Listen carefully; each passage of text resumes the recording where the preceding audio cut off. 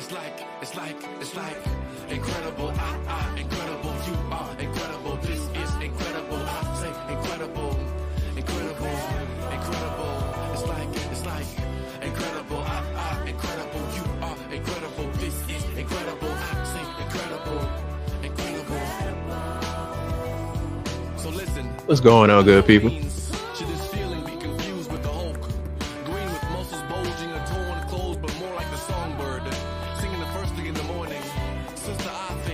You are amazing, like that thing that happens when sunlight touches leaves.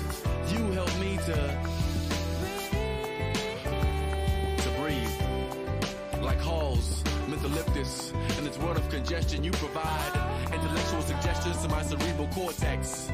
The muscle that you flex pumps blood through all my arteries. I think that's incredible, incredible to me. You are so incredible.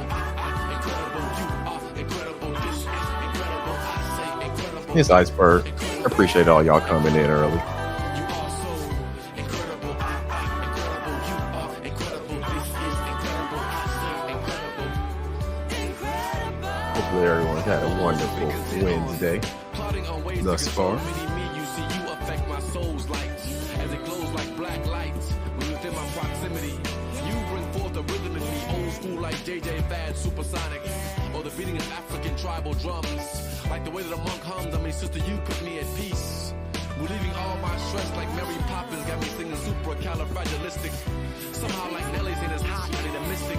This feeling is revealing, it's appealing, but it simply amounts up to be incredible to me. It's like Nat King Cole's Unforgettable, cause you are so incredible. Incredible. You are incredible. This is incredible. I say incredible. Salute to M Soul. See you in here early. Appreciate you as always. Salute Muso Bronze. Appreciate you, brother. Miss J, I see you. I appreciate you. Carlo V, salute to you, homie. Driven One. Love you being here as always. But like I said, this feeling is revealing, it's appealing, but it's simply amounts up to being incredible to me. So for no other day, at no other time, then right here and now, baby, lady, you should know that I think, that we think, that you are so incredible.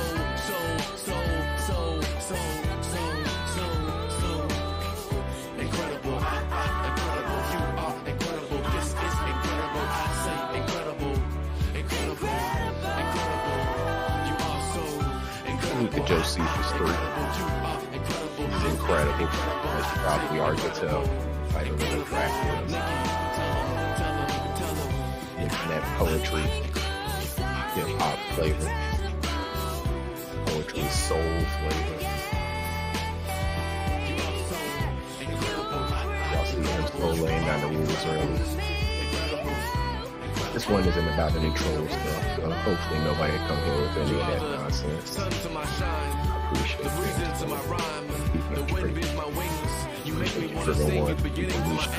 Together we transcend time, rhyme, and reason. Every single season, winter, summer, spring, and fall. With you, I have it all. You are so incredible. Incredible. You are incredible. This is incredible. I said incredible. You are so incredible. I said incredible. You are incredible. This is incredible. I say incredible. We back to get started. Incredible. You are so incredible. All right. Let me take that off first. Let y'all see me. What's going on, y'all? Let me switch the music over and get the volume right on it.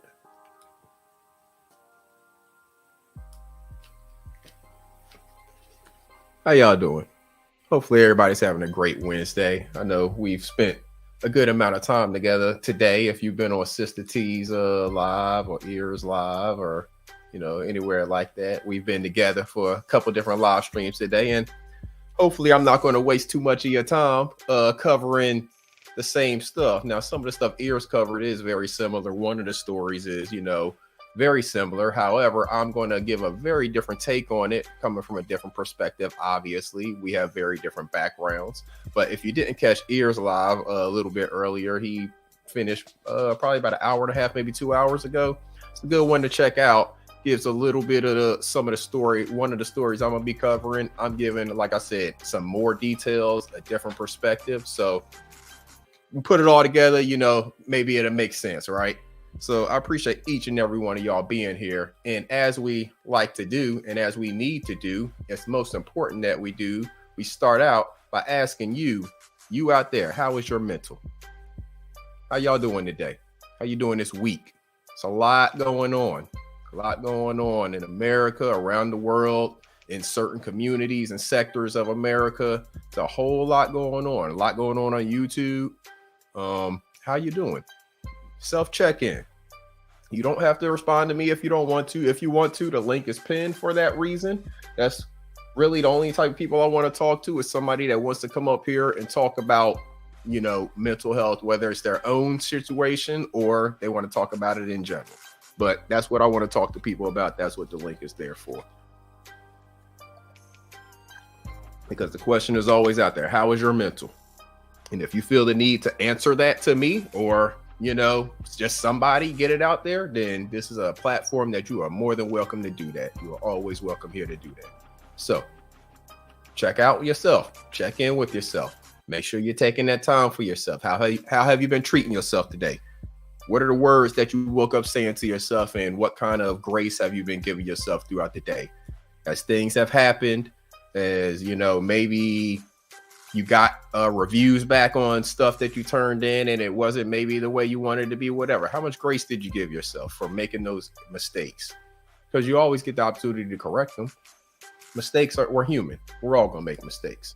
But make sure you're taking that time out for yourself. Make sure you're checking in with yourself. It's extremely important.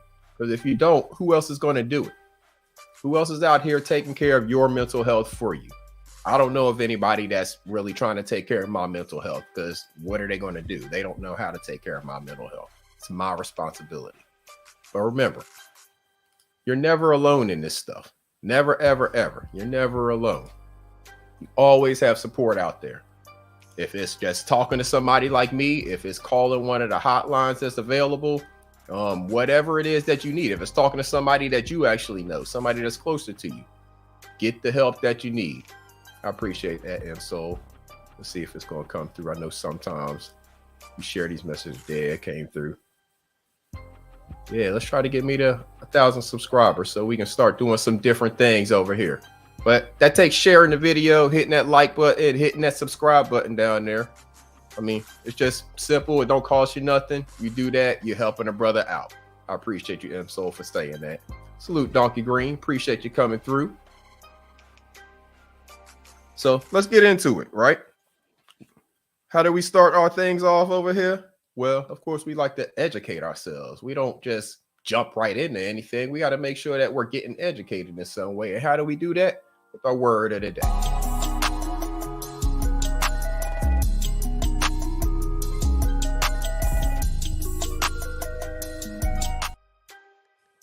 Word of the day, February 1st, 2023. It is February already. Can you believe it?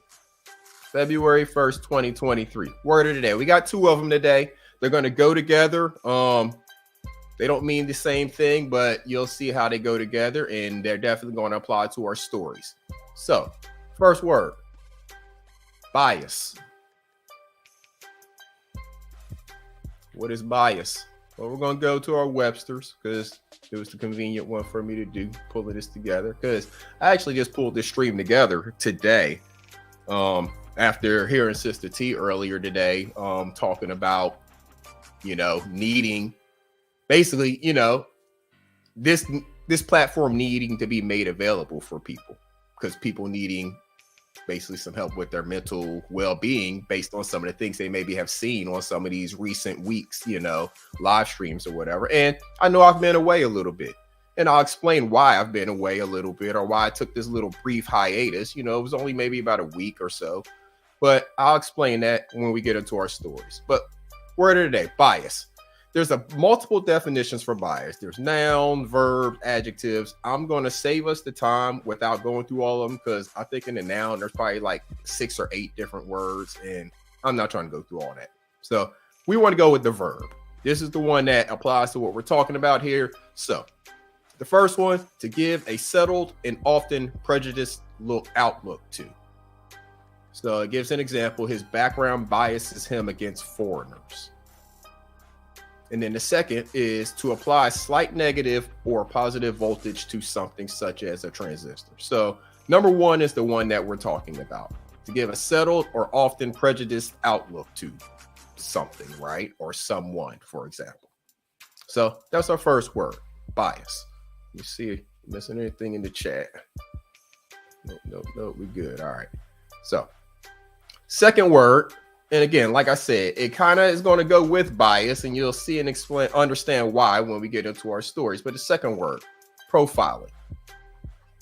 Now, you probably know what that means. If you're of a certain age range, you understand what profiling is, but we're going to see what is the actual definition of profiling. We're not just going to go off of what we've heard or what we think it is.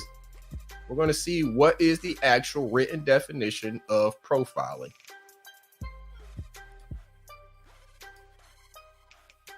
So let's get it up. All right.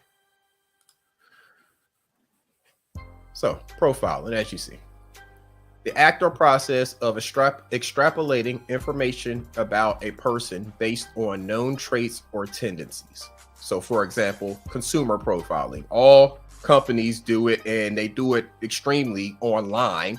They profile us, and that's how they send us certain ads. That's how, when you're talking about things or not even searching things, it ends up coming to you because they profiled you. And then the second one, specifically the act or suspecting or targeting a person on the basis of observed characteristics or behavior. Racial profiling, for example. So that's the important one for us. Hold on 1 second.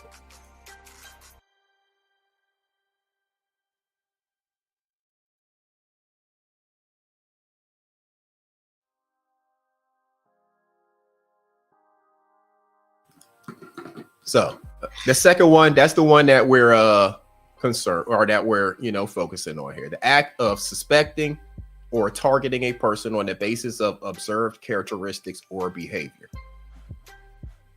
Right. So those are our 2 words, bias and profiling. Make sure I'm not missing anything over here. Styling and profiling. Yeah.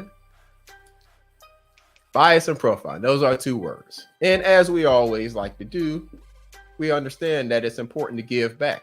And who better to give back to than the people who take the time out and all of the effort and get shot behind taking care of the children, right? The teachers need assistance. So give back to the teachers. It's tax deductible. Check it out.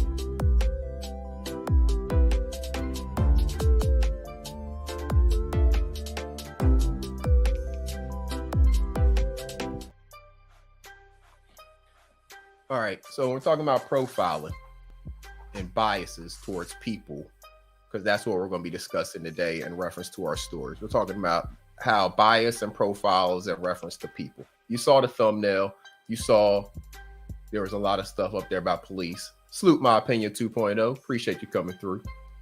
You saw there was pictures and stuff up there about police and stuff like that, right? So we're talking about profiling and bias when it comes to people. So, sorry. Gotta focus a little bit. Let me get it. Hold on.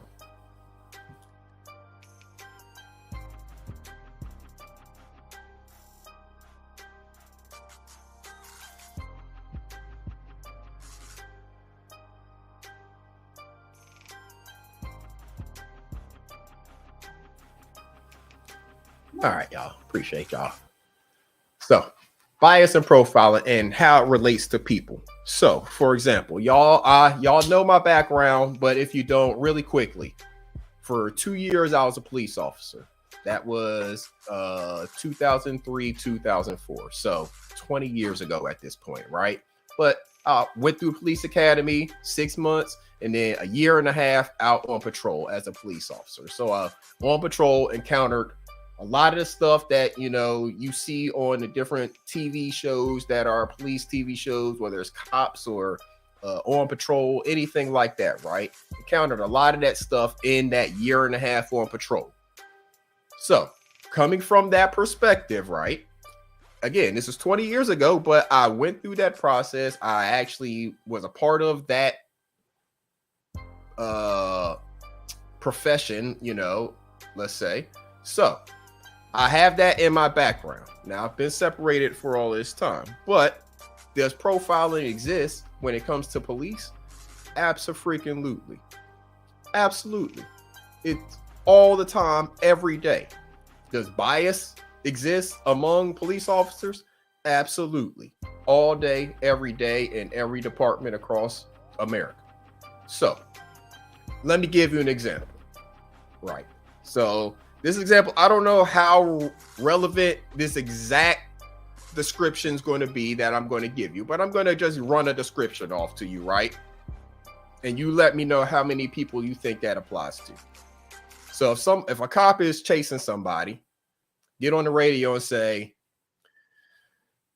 black male, approximately 5'10", slim build, wearing a white tee. How many people does that apply to? And even if he says black male, late 20s, let's say he says black male, mid to late 20s, approximately 5'10", wearing a white tee. Hell, let's even say he has dreads. How many people does that apply to across America? It applies to probably 70% of the population that's on the streets at any given day and time in certain neighborhoods, right? Because if you say he's a black male, slim build, approximately 5'10", so that means a 5'8" person at a distance that's running, bouncing, they're going to bounce up to be at least 5'10". A 6 foot person at a distance, they may look shorter, so they could be 5'10". They all wearing the same shit. They all fit the description. Exactly. Almost every black male that a cop would come in contact with would fit that description of a black male, approximately 5'10", slim build. Let's say mid to late 20s, because mid to late 20s could be anybody from a fucking 15-year-old who looks like he's 20 to, I don't know how old I look, but to some eyes, I may look like I'm in my 20s when I'm really in my 40s. So that could apply to half the population of black males fitting that description. If that's what comes out over the radio, therefore they're profiling. That's a bullshit description to even give. You know what I'm saying? You got to give more than that, because that fits the whole neighborhood. You know this, if this is a neighborhood that you have contact with, you patrol in regularly, and or you are from the neighborhood. That gets back to that community policing. You would know better than to give a description like that. However, you'll hear stuff like that. And so that means every person that's out on the block at that point is a suspect or a potential suspect in a crime that occurred. Just because one person that looked like that, you know, committed that actual crime, if a crime was actually even committed in the first place. You know, maybe they just saw the cops and ran. It's not actually a crime to run away when you see the cops, unless you've actually committed a crime. You know what I'm saying? They start chasing you and tackle you and shit. They can be like, you ran. Okay, but what crime did I actually commit? You know what I'm saying? It's not a crime to run away if you haven't actually committed a crime. If you don't want to be fucked with, you just walk away. I'm not a lawyer though. I'm not giving legal advice. But that's just an example of how profiling works very easily in a police force. Because again, it's very easy to give that description, and that fits half the community. Because it can fit such a large range of people. We know that not all people are a great judge of another race's age, let's say, we know black don't crack. So we know that 30-year-olds may look like 20-year-olds, but we also know that today some of the kids who are teenagers look like they're in their 20s as well. So, what kind of description are you giving when it comes to that? That's how profiling very easily gets out there, and how everybody becomes somebody that fits the description. When I'm like, again, I don't know. I ain't been on the block since I was a police officer, so I don't know how the boys are dressing. I don't know if they still wearing the oversized white tees. I know now they wear skinny jeans, but they sag their skinny jeans. I don't understand that, because you can't run from the cops if you are sagging your skinny jeans, but whatever. I ain't getting into that. But I know when you see them, they all fit the same description, basically. They all dress alike. So when one of them does something, they all fit the description, so they all get the shakedown. You laughing at my opinion? I mean, for real.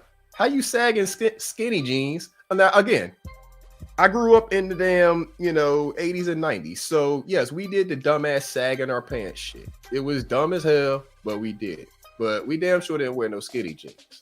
That never happened. And I got off that sagging my pants shit very early. But it's the dumbest shit in the world.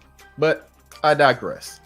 So, why was I away? Why did I take this little brief hiatus as far as live stream and as far as talking about a lot of the topics that are going on? Why? Because it's just what I felt I needed to do mentally, right? For my own personal mental health. Why? Because this is the topic of the day, hour, week, month, because Tyree Nichols is the topic of, everybody. And me personally, today was his, they had a service, so I want to give his family time to actually celebrate the brother, lay him to rest. Salute, Ears. Appreciate you coming in.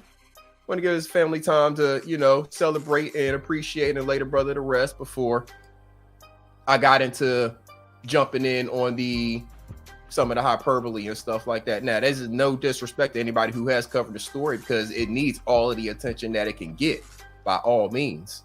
It's just what I personally decided to do. So, again, no shots at anybody, but, prayers to the family. Hopefully they get the justice that is deserved. This young man absolutely did not deserve to die. These are all my opinions now. My opinion, it was excessive force from the very beginning. And matter of fact, I ain't even going I'm just going to tell y'all what I wrote, because I wrote something. Basically, I was watching the video whenever it first came out, and I basically gave my almost like take by take assessment of what I was watching. And so I'm just going to read this shit real quick. First off, I don't have the most pleasant feelings about Crump, that's just me. I think he show up. I think, was it Ears? Somebody earlier today was asking, I think it might have been Ears, was asking, does he show up when the person lives? And that's my question. There's plenty of people who are getting abused and all types of stuff by police officers who are living, but we don't ever see Crump and Al Sharpton and none of them show up. They only show up when somebody dies. Why does somebody have to die for justice to be served and for the whole dream team to show up to fight for this person's rights? If we actually have some living people to go out there and be representations of, we stood up to the system when we won and we live to talk about it, maybe some things will start to change. Maybe those people can then go out and be advocates to make some of this change at Congress and stuff. But we're only putting up the people who get killed and can't actually go and speak for themselves. We have to send their mama who wasn't at the scene, or their brothers and people like that, to speak on their behalf. Why don't we start sending some of these people who got their asses beat by the cops or whatever, but actually live to talk about it, send them to Congress to talk about it? Why are we sending the representation of the dead people to Congress to talk? Exactly. Ain't no money being made on the living. Absolutely. It's all about that money. It's all about that bag. That's my opinion. I agree with that. But real quick, so this is why I took my hiatus, because this was my feelings watching the video. So I said, watching the videos of Tyre Nichols lynching, who is this white officer that deployed his taser in hopes they stomp his ass? This was in quotes, right? Notice when the dispatcher asked, what are the charges? There was no response. He is an example of the culture of that department as much as the others. Now, this is all in reference. This is when they're showing the video. So they showed them, pull up, jump up there, rip him out the car, all that stuff. So I wasn't talking about, I hadn't even really processed how they pulled them out and stuff, because I was watching it as they were showing it. I wasn't getting to rewind it back and stuff. So I'm typing this stuff as I'm watching it, right? And at the end, I reread it and I press, post on the shit, right? So that's just my first little paragraph. So I kept going. I said, those are some punk ass criminal cops. They were not even trying to properly handle the situation. With the numbers they had, they could have gotten his hands in cuffs if they were trying. Quote, give me your fucking hands, end quote, is police lingo for I'm going to continue to give you these beats. Because when they had at the first scene, at least I want to say like 4 officers there, right? And they claiming they're trying to get them on the ground and stuff. Yet you see them swinging and stuff, yelling, give me your hands, give me your hands. If they keep yelling, give me your hands, but there's 4 of them there and he was 145 pounds and like 6'3", they could have easily, as big as them dudes were, put their weight down on him until they could pull his hands out, like we see them do all the time when they get people in custody. They pin the person down to the ground, if they can, on their stomach, and then some of them other officers start pulling their arms out from the side, and then they're yelling, give me your hands. But they're not throwing punches and all of that stuff. So give me your hands is that lingo for I'm going to continue whooping your ass until we get your hands in these cuffs. Keep that in mind. So, I said, side note, the punk ass who was standing back pepper spraying everyone, mainly himself, is weak as fuck. Drop the pepper spray and grab an arm and pull out some cuffs. I mean, y'all saw that one dude, he was just standing back pepper spraying. He's pepper spraying the damn self, pepper spraying everybody else around, because pepper spray is not fucking, it don't decide I'm just gonna hit the motherfucker you're spraying. No, it's in the air. So as soon as you hit that motherfucker with pepper spray, if you don't get his hands in cuffs real quick and get the fuck away from him, it's going to start affecting you. Why? Because it's all over his face. Stupid motherfucker. But this is supposed to be a special unit of cops. Yet they don't know how to take a person into custody without having to use pepper spray and shit like that that's going to infect themselves. So he is in cuffs, sitting against a car. I count 7 to 10 officers standing around looking for glasses and talking shit while he is in the dark, tased, pepper sprayed, ass whooped, and bleeding out. Nobody's even looking as he fell over. They just yell at him, quote, sit up, bruh.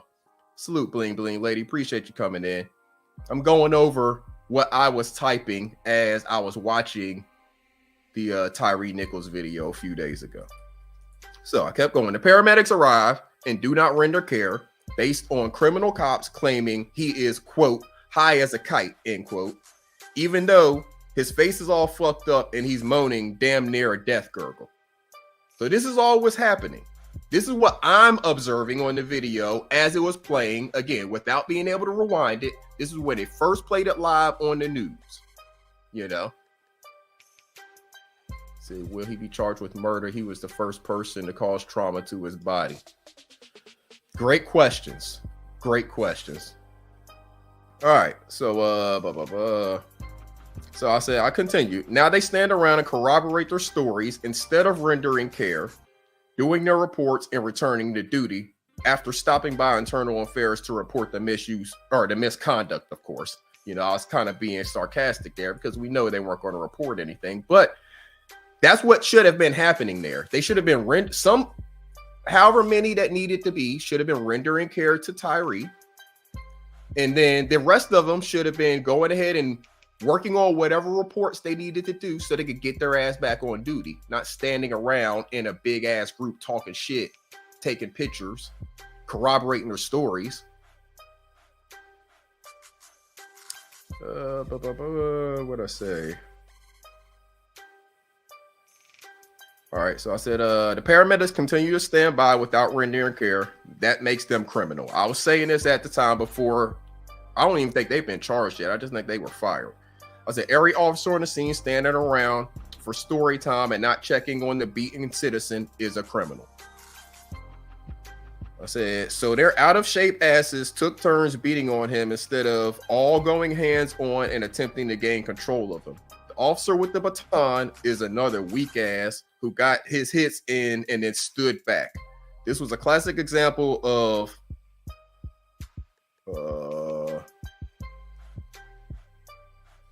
hold him down while I get my hits in. That's what I was trying to say. Because as y'all saw, the officer that came at him with the baton, he was already being held down and held and fought by the other couple of officers. And this dude just comes in swinging a baton.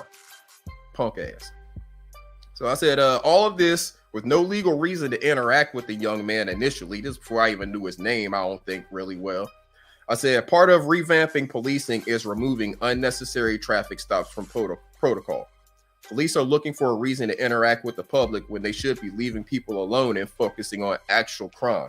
Then maybe we would have enough police to protect and serve the people, not harass, kill, and get people in a system over BS offenses. More than 5 officers should be expecting charges from this incident. Maybe not the same charges, but enough charges to remove them from their sworn authority.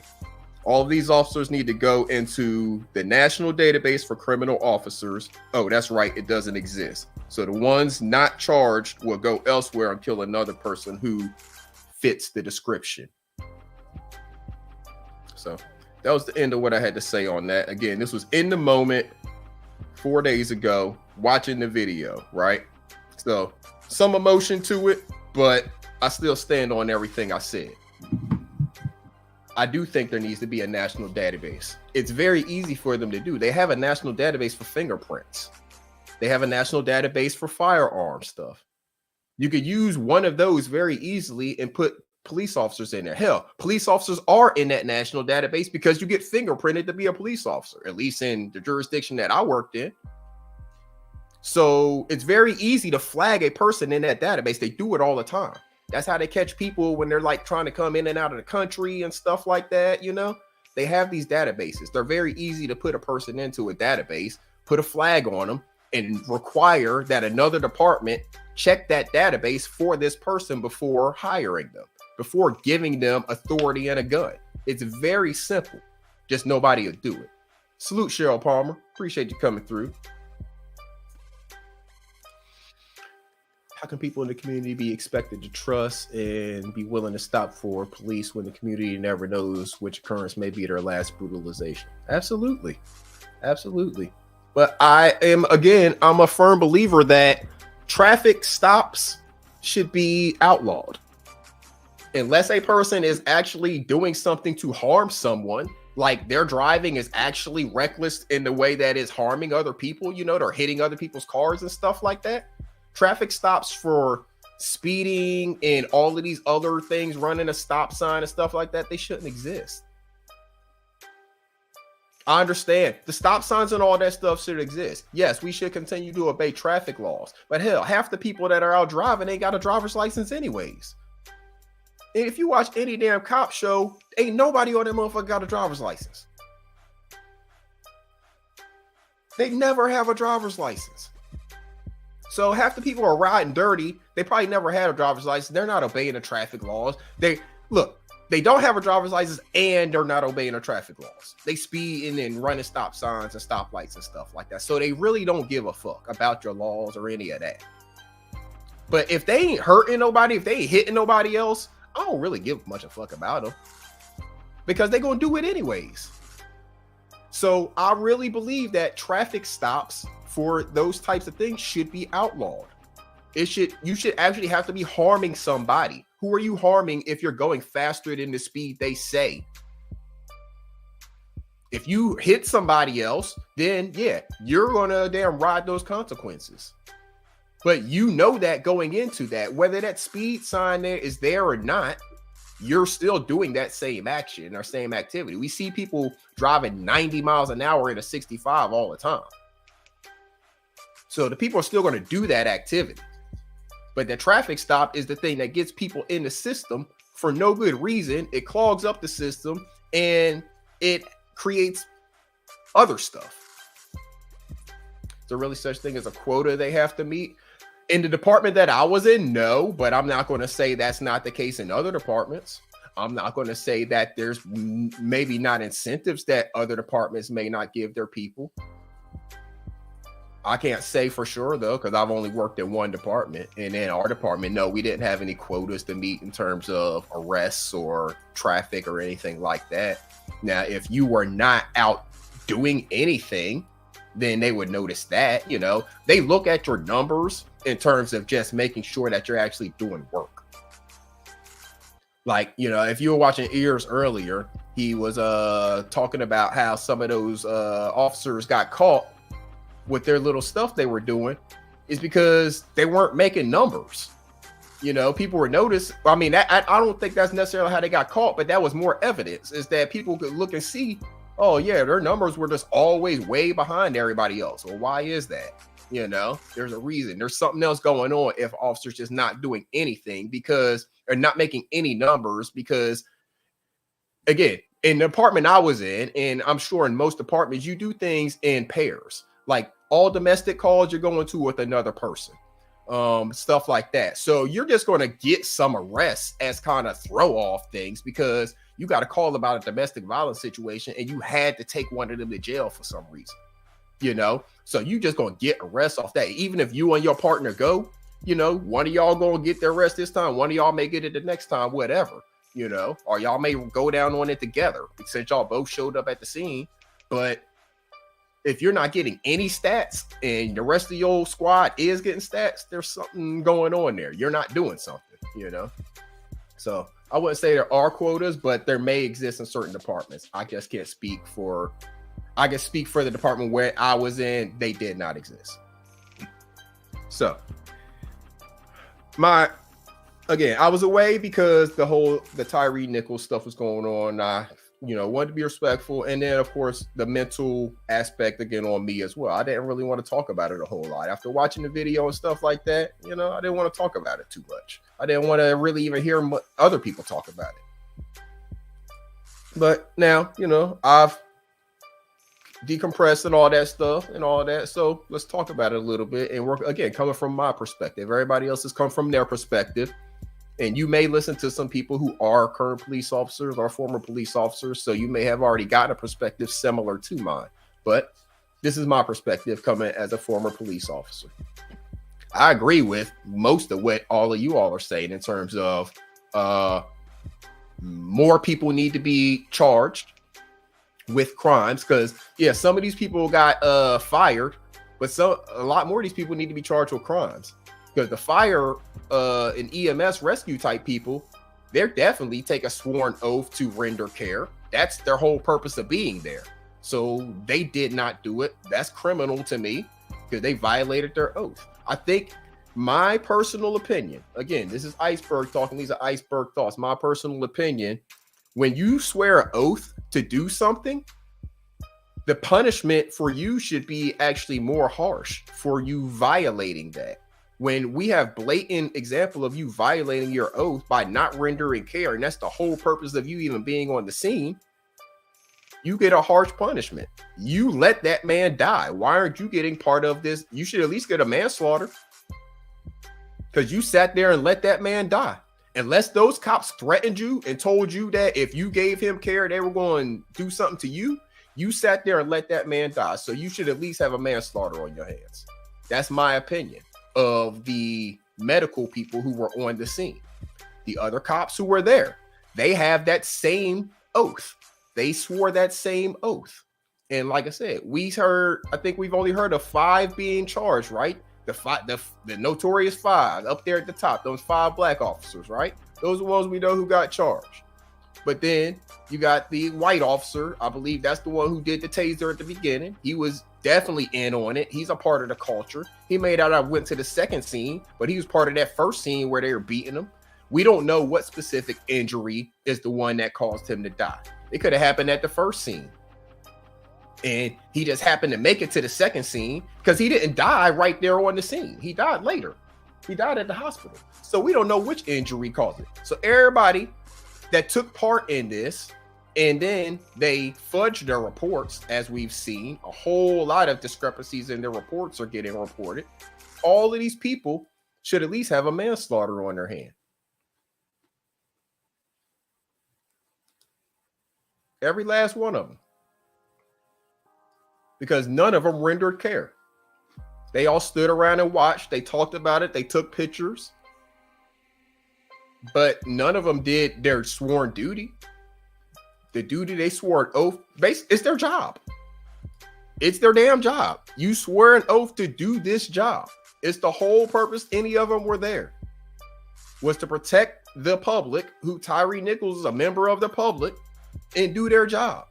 It's not to go out and kill somebody in the middle of the street and just stand around and talk about it. And then go on to the next thing like it didn't happen.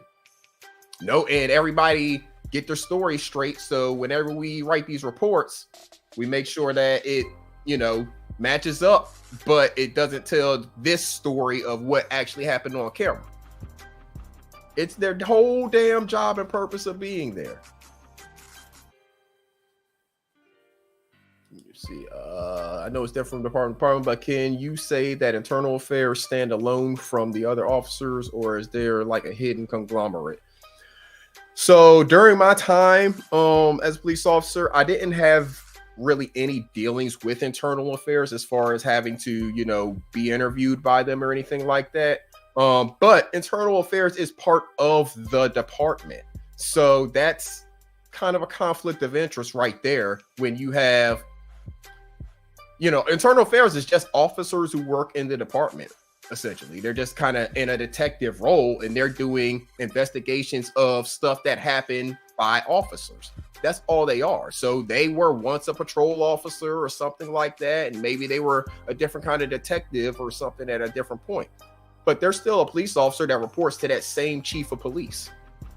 So if, say, internal affairs has to do an investigation on the chief of police, well, who are they going to report it to? The chief? The mayor, who's right in cahoots with the chief and probably had something to do with picking the chief? Unless they're going to report it to, like the FBI or something that ain't got nothing to do with that local municipality, they really are useless when it comes to certain things. The chief can bury an investigation. I'll put it to you like that. Since they work for the chief of police, the chief can bury an investigation. Salute, Deron B. Appreciate you coming through, homie.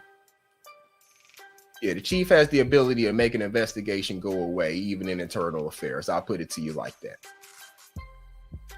So, what happens when these incidents of another black male being treated like he's not a human being, being profiled and being treated as less than human? What happens when these incidents happen? Well, first, the media goes on its tirade of making money. They send the reporters to be on the scene, to talk to the family, to talk to people they can find in the area, and make whatever money they can off of that programming for however long they can draw it out, especially if you're going to get Milk Dud Head and some of the rest of them to come into town. Then they know that's going to bring the political attention there, just like we saw at his ceremony. They had the vice president there, people like that. So whenever the media gets a hold of it and they know it's going to bring that kind of attention, they keep the reporters on the ground. They draw that story out for a week or however long it is. And come tomorrow, today, they talking about it. They covered it wire to wire. They had the cameras in there for the whole service, and they'll talk about it tonight. Come tomorrow, they may cut a little blurb of it. And then tomorrow afternoon, they won't mention it again. They won't mention any of this. We need justice. They won't mention any of that until the next thing happens. So the media makes their money off of it. The politicians make their speeches. about whatever it is they want to blame it on this time. Whether they blame, I mean, this time they can't blame it on gun control because it's the damn cops. They ain't gonna take the guns away from the cops. So, and it wasn't a shooting, so they'll blame it on whatever they want to blame it on, but they'll come out and make their speeches. As you see, the only ones who really been talking that I've heard on this are the president and vice president. All the rest of them been kind of quiet. I haven't heard a whole lot from many of the other politicians, but they'll come out and make their speeches. They'll say whatever it is they want to say and not actually do anything, put forth any effort to make any change or even suggest any change.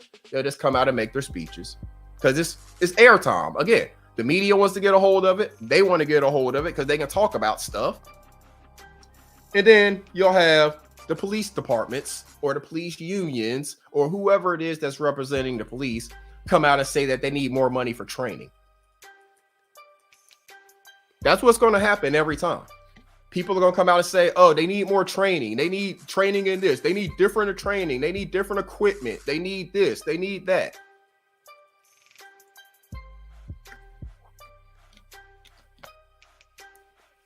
Nobody ever wants to address the actual issues. It's the same thing every time. They come out and say the same things. They come out and clamor for the same stuff, but nobody wants to address the actual issues. What are the actual issues? Again, this is my opinion.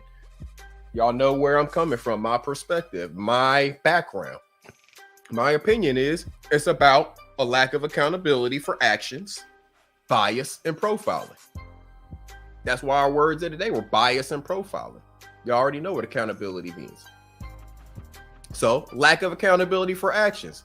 Police officers have not, until recently, been held accountable for their actions. As you see, that was a culture there. All of them knew the drill. It wasn't their first time.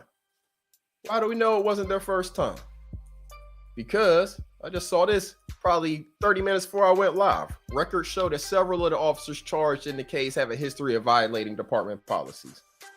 So most of them who are now getting ready to face murder 2 charges already had a history within departments, maybe not the department they work for, but police departments, of violating department policies. One of the dudes was accused by, I think, a woman of ripping her out, doing something with her shoulder similar to the way they did Tyree.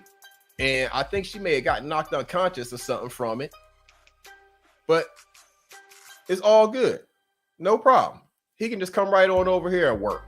We'll put him out on the streets among all the public. Because I think it might have happened in one worked in like a Department of Corrections or something, so a prison, a jail or something. But let's get him out of there. Let's put him out here on the streets with everybody so he can just terrorize everybody. Have you seen other police chiefs come out condemning these officers and their actions or silence? I haven't heard much from anybody. Everybody wants to throw the police chief in Memphis under the bus, and she's the one that came out really quickly condemning their actions and came out really quickly and fired them. It's not her job to press the charges. That's the DA's job. But she's the one coming out really quickly and removing the people from the force. Now, when they do investigation and stuff, if she has some culpability in some way, let that happen. But her actions that we've seen thus far since the incident happened have been proper, in my opinion. Now, again, they can investigate, see how much culpability she has for the lack of accountability in the department, the lack of leadership, those types of things. But she's the strongest one that I've seen coming out. I haven't heard. Everybody wants to stay away from this, because if another police chief came out and said something like this, the first thing that would happen is everybody would start investigating their department and the officers in their department and find every single officer in their department and put all of their stuff out on blast. And you know what? Maybe that's what we need to be doing. Maybe that's what needs to happen among all of the police departments, because they are public workers. So their information as far as who they are, their salaries and stuff like that should be available very easily for you to find on maybe a website, depending on your city. But if not, go into your local municipality. This stuff is public record. Who they are, their names and stuff like that. So you can find out who they are, and then you can do All these people that are doing all this doxing on YouTube and stuff like that, doxing people on YouTube about nonsense. How about doing some of this research, since y'all got these good research skills of finding out people's personal information? How about do some research on the backgrounds of these police officers in all the municipalities across America? And if they have this bad stuff, these records of and these histories of abuse, whether it is of people out in just the general population or as in their official sworn roles, put their shit on blast. Put them out there. Let's get them out of that profession, because they don't need to be sworn. They don't need to be holding the gun and a badge and going around with authority to tell people what to do.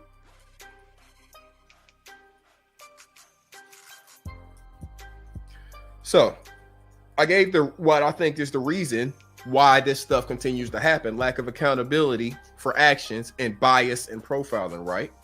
So we don't just point out problems. When we have problems, we have to actually come up with solutions. There's no point in just saying, here's the problem, here's the problem, here's the problem, and not actually having a solution for the problem. Because you're just basically, that's what the politicians do.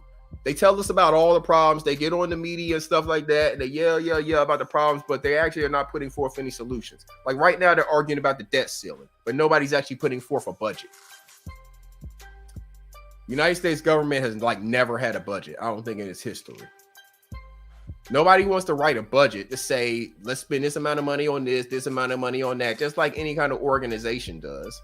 But they want to argue about debt ceiling and stuff like that. It's all nonsense, right? Because nobody wants to put forth a solution. So here's the solution, because ingrained in the problems that I said there, lack of accountability for action, bias, and profiling, especially the bias and profiling, our words of the day, ingrained in that problem is the real issue within police departments and across America as a whole. But let's just stick to the subject and talk about police departments.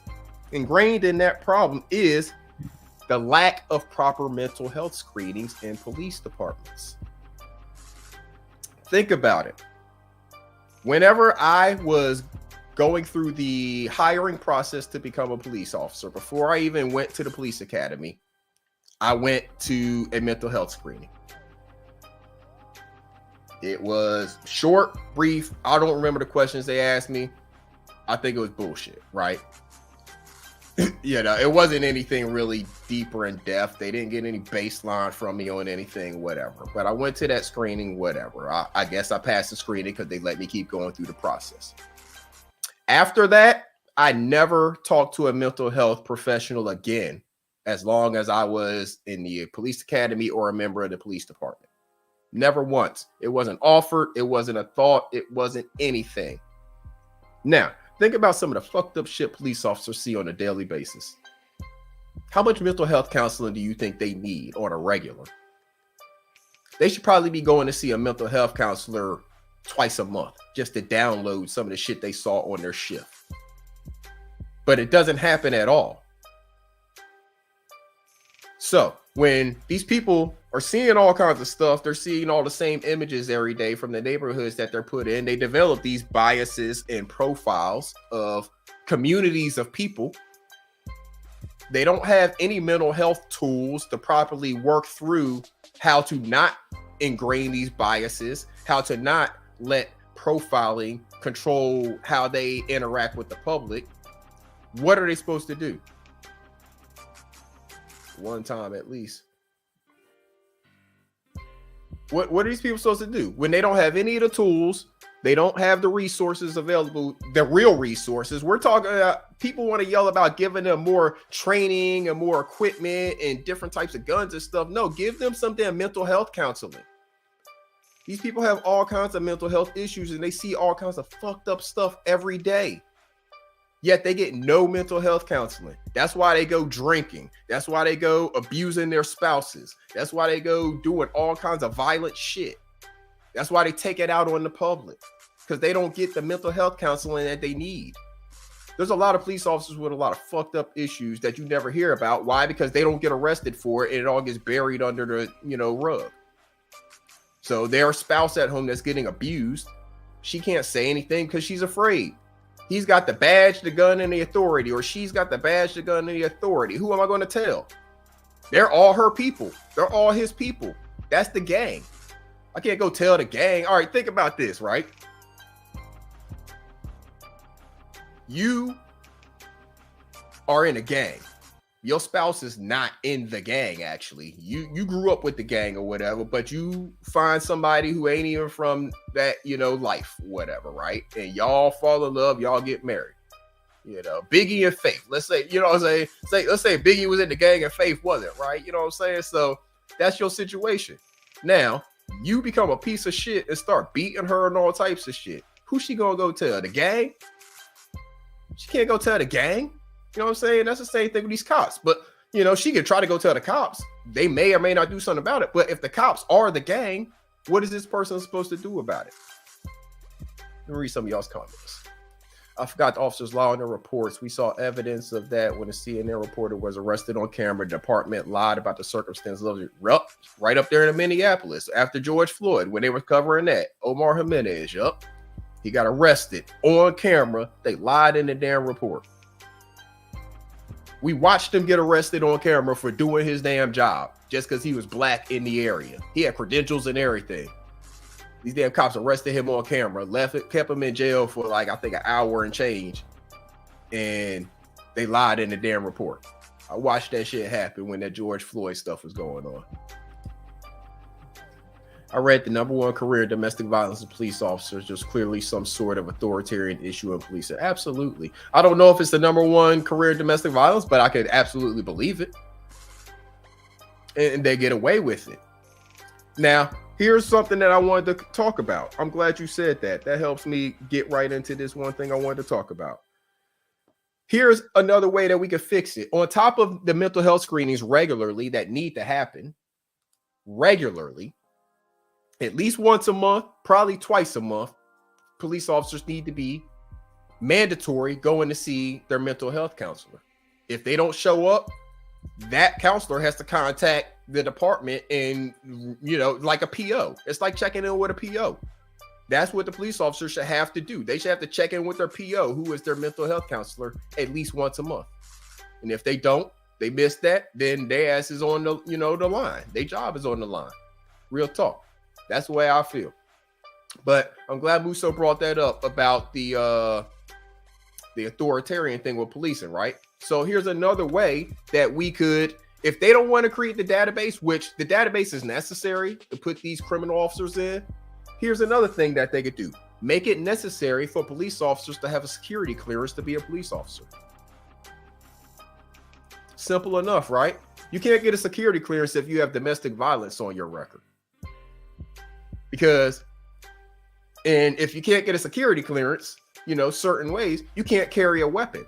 So in the military, for example, in the military, there's a lot of people who, I don't know if it happens anymore, but back in the day, who used to get away with domestic violence. Why? Because their commanders and first sergeants didn't want to report them for domestic violence. Why? Because if they got that on their record, they could no longer carry a gun.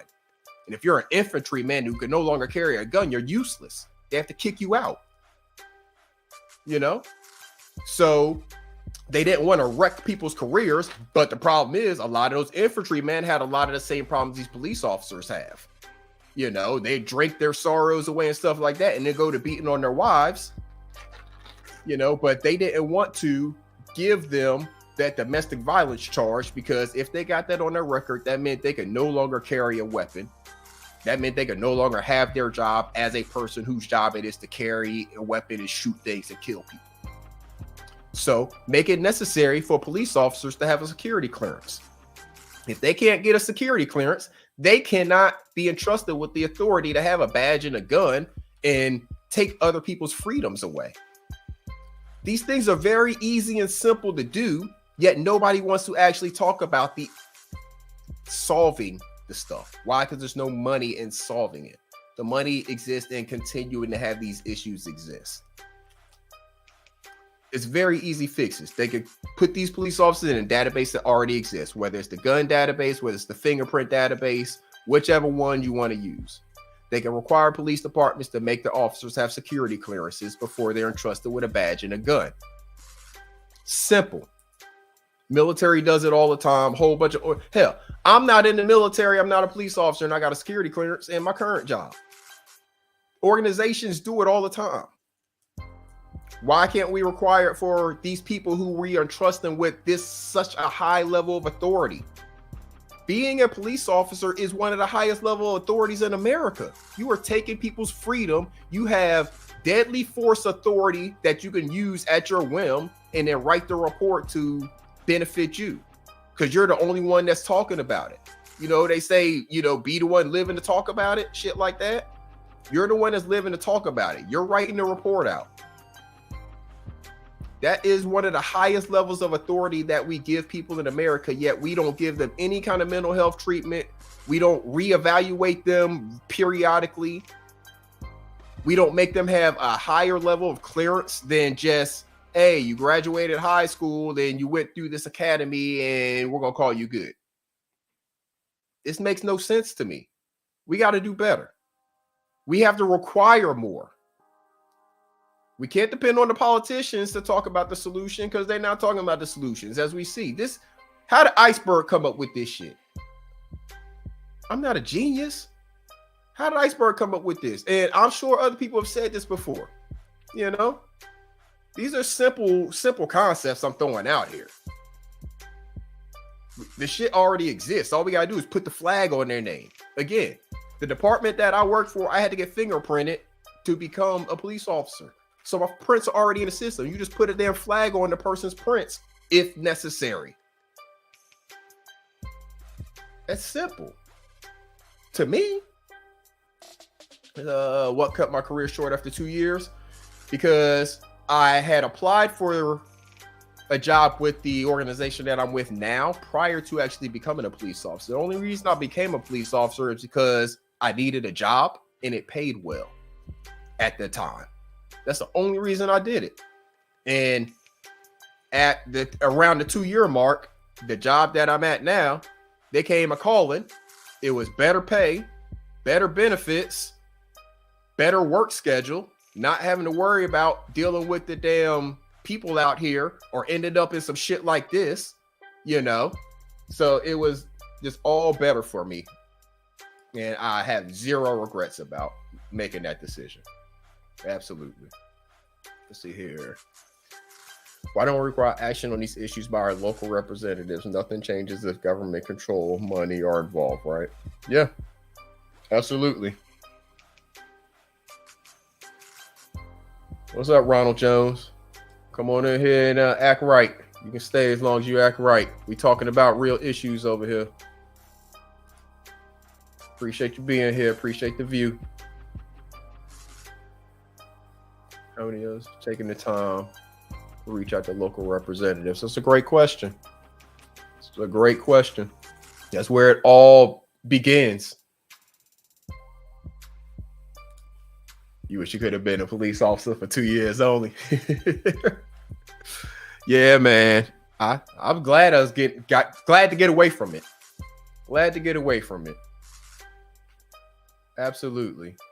I'm glad to get away from it. I'm glad that I'm not caught up in any of the stuff that's happening now and not having to deal with it. I'm happy with what I'm doing. I'm getting paid well, working regular hours. That's another thing about police departments. And actually, all right, let's move on to the next story. Let's just do that. Because doing that will actually get us into some of the comments I was about to make. And this is the part where we're going to talk about a little bit of what Iris was talking about earlier. Yeah, we go into that Laverne, Tennessee department. Y'all see the Brady Bunch up there. The Brady Bunch was having a whole lot of in the family stuff going on. Brady's was keeping it all in the family in there. They was wilding, boy, all over this little funny looking girl. They was wilding all over that little funny looking girl. And y'all may say, all right, well, she's a uniform, you know, all that stuff. Okay, so I found another picture of her. Yeah, she's still funny looking. So this funny looking little girl, Megan Hall, y'all know she internet famous these days, was out there getting her freaky D going with half the damn squad, or it might have been the whole squad, a whole bunch of them. To the point that 5 of them in the game got fired and all types of stuff, right? So let's put them back up. So we see him. I had another picture of him too, but whatever. We're going to go with this. So we see him up there, and we're going to go through some of their names. We got a good article. This is different from the stuff Ears was covering. Ears was covering some of the stuff. And like I said, y'all make sure y'all go check that out, because the stuff he was covering is totally different. It was going into the background of her. And it's good information. You know, it kind of gives you a lot more information that I didn't know about her. And I didn't know a lot about her husband. I knew he's a park ranger, but I didn't know as far as him being a preacher's child or any of that stuff. But yeah, so he gave some really good information on her background and, you know, how she came up, and maybe explains a little bit of how she got to be the way she is, or, you know, how this could have happened. But don't fall for the hype, you know, by any means, because she definitely was out there wilding. At least if you let these people tell it, if you let these officers tell it, because they all came clean. Well, to an extent, I guess. But so these are the ones that got fired. That's her on the left.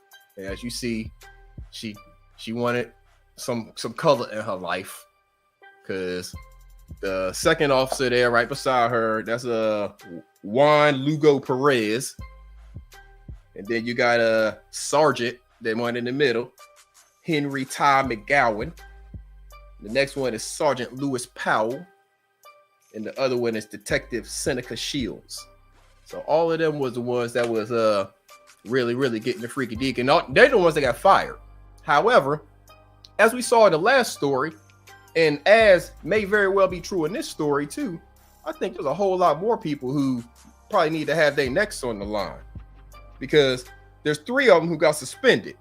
But this story here that I found, it goes into detail. Now, I'm not going to play the audios and stuff. It has the audios. If you want to go find this story, it's on, you see that's the title right there, and fair use. Salute to this station, ABC 13, out of Boat. Well, I don't know where they're out of, but anyways, they had the recordings of where the police did the interviews with these officers, as far as their like internal affairs type interviews and stuff like that. They have the recordings on here, but they also give written transcripts of it. So let's just go. We're not going to do the recordings, like I said, but some of the transcripts, she, as you can see, is trying to get out of it, and they weren't forthcoming at first, and then they got interviewed again and were forthcoming some, and that's why some of them got fired, I believe, because they lied about it the first time. But on here, as you see, she says, I lay low. Let me see if I can make it larger. Hold on a second.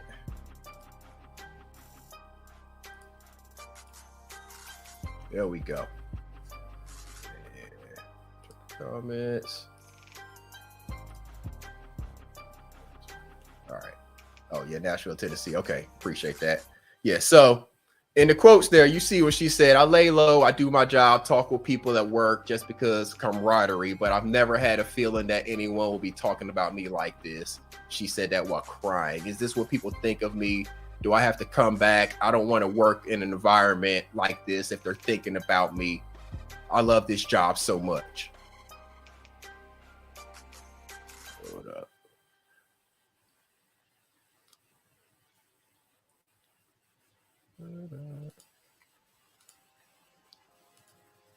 All right. Yeah. So she's saying that stuff, you know, she's crying. She's trying to make people feel sorry for her. I saw another article where she said that basically her excuse is that her and her husband were approaching divorce. And she said that she kind of snapped and things just got out of hand. Basically, that's her excuse for it, right? But let's go down in the article, because some of the stuff that these officers said during their interviews is very interesting. So you see, again, that's her.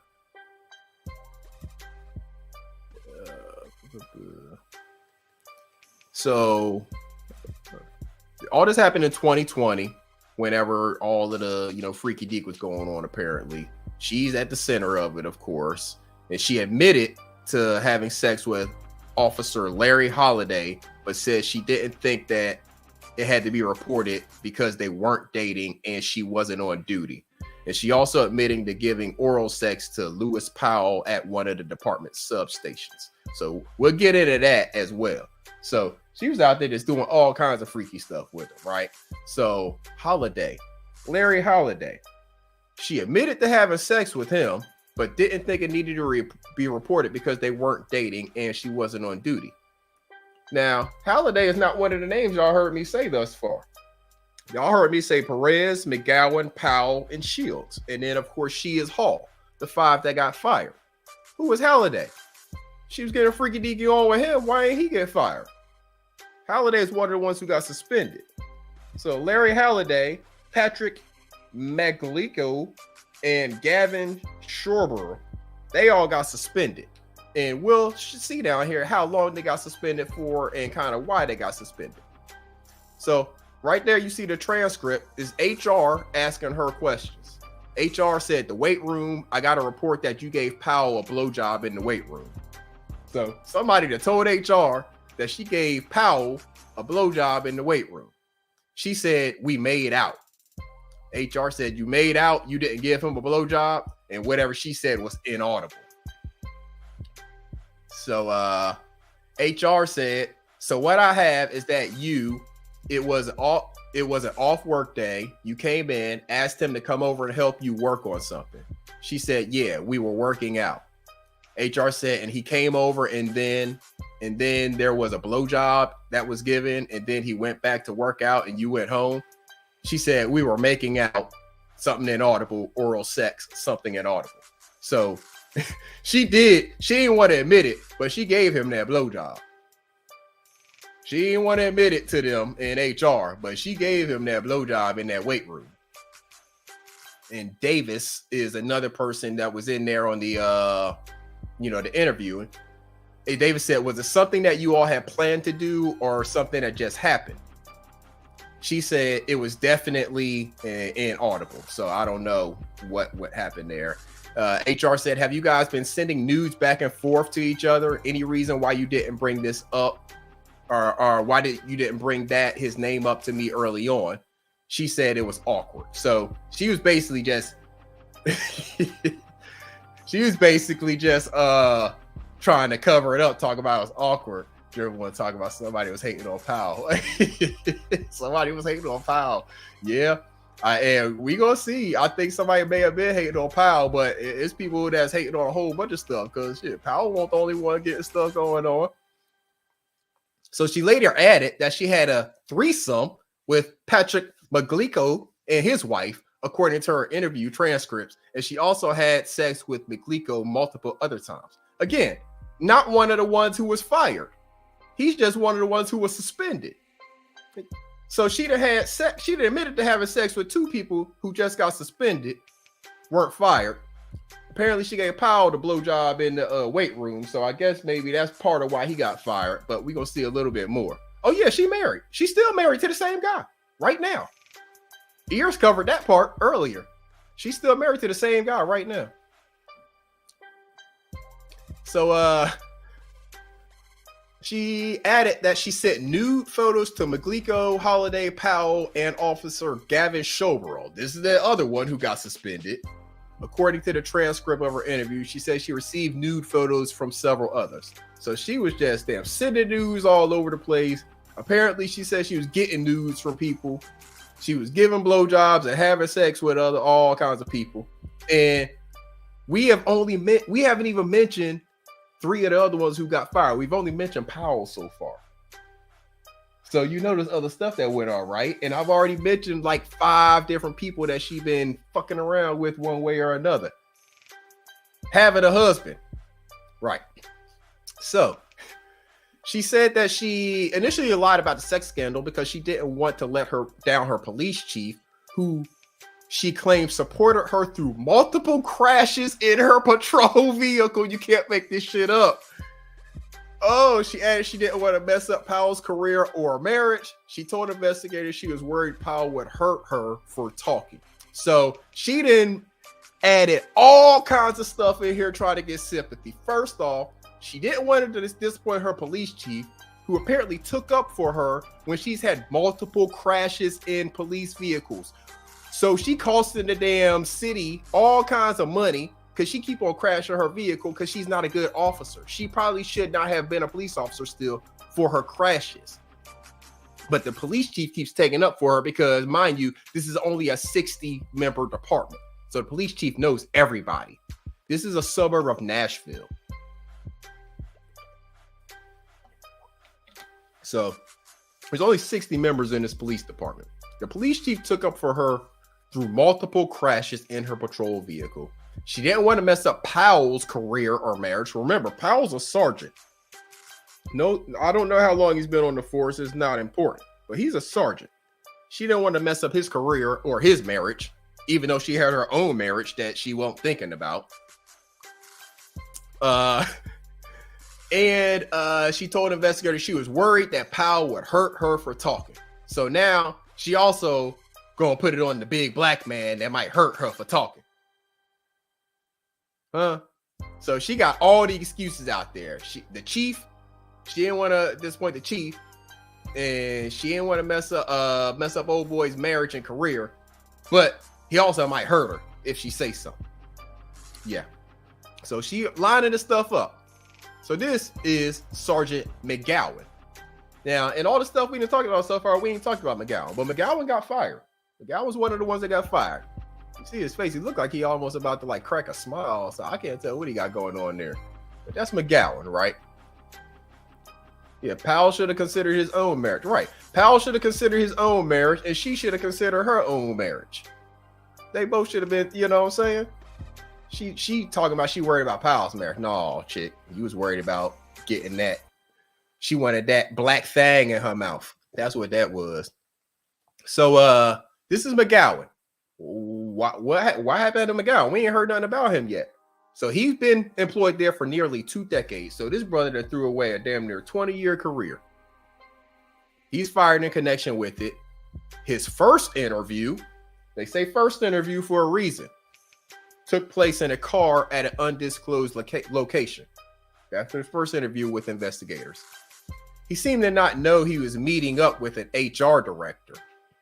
So they kind of, I guess, pulled a sting on him to get him to talk about the stuff in a sense, but it was kind of on the up and up, I guess. But anyways, he disclosed details about a hot tub party on Sergeant Eric Statz's houseboat. Who the hell is Eric Statz? Who is Sergeant Eric Statz? I told y'all there's more people that need to be getting fired over this shit. He added that he received nude photographs from Hall. He said that he was aware of other officers having sex on the job and talked about how the investigations would sink the entire department if it got out. He denied having sex with Hall, but admitted he sent her a nude photo, according to his interviewers and investigators. So he sent her dick pics, but he said he ain't had no sex with her. And he then gave up Sergeant Eric Statz, so he done snitched on him. Ain't nobody even talked about no houseboat party yet, right? He done brought out the houseboat party at Eric Statz's house. He done got nudes from the little funny looking white girl. And he knew that there were officers having sex on the job, even though he's a sergeant who should be taking control of stuff like that. Again, held at a higher authority, right? Supposed to be. You're given that authority as a sergeant. You're supposed to be in command of the officers. So, and he was concerned that the investigation would sink the entire department. So you see, each one of them are trying to tie it back to something with the department. She thought it was going to disappoint the chief. He thought it was going to sink the entire department. So let's just not talk about it and keep on doing it. He denied denying the allegations was documented in his interview transcript. And then he's on a polygraph. Hold on. I know his feelings was hurt. He sent those pics and didn't get a response. So, all right. Hey, where's my cursor? All right. So he was on a polygraph, right? During the polygraph, I signed the Garrity without hesitation. I'll sign a fucking polygraph. Well, I don't know that, but I'm imagining it. I'm just going to say it the way I imagine it. I'll sign a fucking polygraph without hesitation. I didn't. He probably said I didn't fuck that bitch. More than likely. I'm done. I'm done with her. she better not even man advice this and that. Okay, gotcha. I don't know what the hell this is, like gibberish. No more advice for me. And now I'm feeling some kind of way about second shift because y'all said it with y'all own mouths. My name wasn't initially in the thing, and then all of a sudden, boom, I'm the focus of the investigation. So he feel like he got thrown under the bus. Yeah, he feel like he got thrown under the bus and pulled into some shit because they were sending news and stuff like that, and people was having sex, and he was probably the sergeant on duty or some shit like that. So he feel like he got thrown under the bus. But I think there's probably more to it. But let's talk about Officer Juan Lugo Perez, because you know she only liked them to have. She ain't messing with them unless they have some color. Salute, Jay Ingram. Appreciate you coming in. Yeah, Driven One. I think you're right. They had sex, harass, and beat people while on duty. Absolutely. Juan Lugo Perez. He had been employed by the department since 2018, so fairly new. But that was also the case with a lot of the officers who killed Tyree Nichols. A lot of them were, you know, between 3 and 6 years as well. So, you know, a lot of these young officers going out there and wilding and getting away with it for a certain period of time. He was fired in connection with the investigation, and the transcript of his interview showed he exchanged nude Snapchats with her. All right, so we heard about 2 officers who had sex with her, or, you know, she said that they had sex with her, and they only got suspensions, and we'll see them a little bit later. But this guy, the other one, he said that he exchanged nudes with her, the sergeant, but he didn't say he had any sex with her, McGowan, but he's fired. This other brown guy, Lugo Perez, said they exchanged some Snapchats. Let's see, HR. I have multiple people that have told me you received nudes on your phone, and I have one officer who told me you went to them concerned about the fact that you received those nudes. So he went to another officer concerned that he received the nudes. All right. Lugo said, which one? Because the only one I received, it was on Snapchat, and it was one of those 2 or 3 second ones, and I deleted it and blocked it off. The chief asked, from who? Oh, Davis is the chief. So you see the chief in on these investigations too. What I tell y'all, chiefs be running these IA investigations. Why is the chief in on the investigation? He was probably hitting her on the side too. He just wanted to know who all was in on it. So the chief asked, from who? Lugo said Hall. HR said it was on Snapchat. Lugo said yeah. So all he did was receive the picture from her on Snapchat and said that it went away after 2 to 3 seconds. So how he get fired? HR, okay. Which is on your phone. Davis, which is on your phone. They're asking him, was it on his phone? He said, yeah. And they're like, okay. He said, I've already deleted her and blocked her too. HR, so tell me about that experience. When did it happen? What was it? Why did you get it? Lugo says, I don't know why I got it. I just know it was late at night. She was drunk. I don't know if she was supposed to send it to me or someone else. But I received one, and from there I blocked her because I don't want to get hemmed up with my wife. My wife's very jealous, and she don't want any of that. So I've already blocked her. Paulo Lugo Perez had sex once, according to his interview transcripts. The transcripts show he lied about that until his second interview with investigators. See, he fucked up when he lied.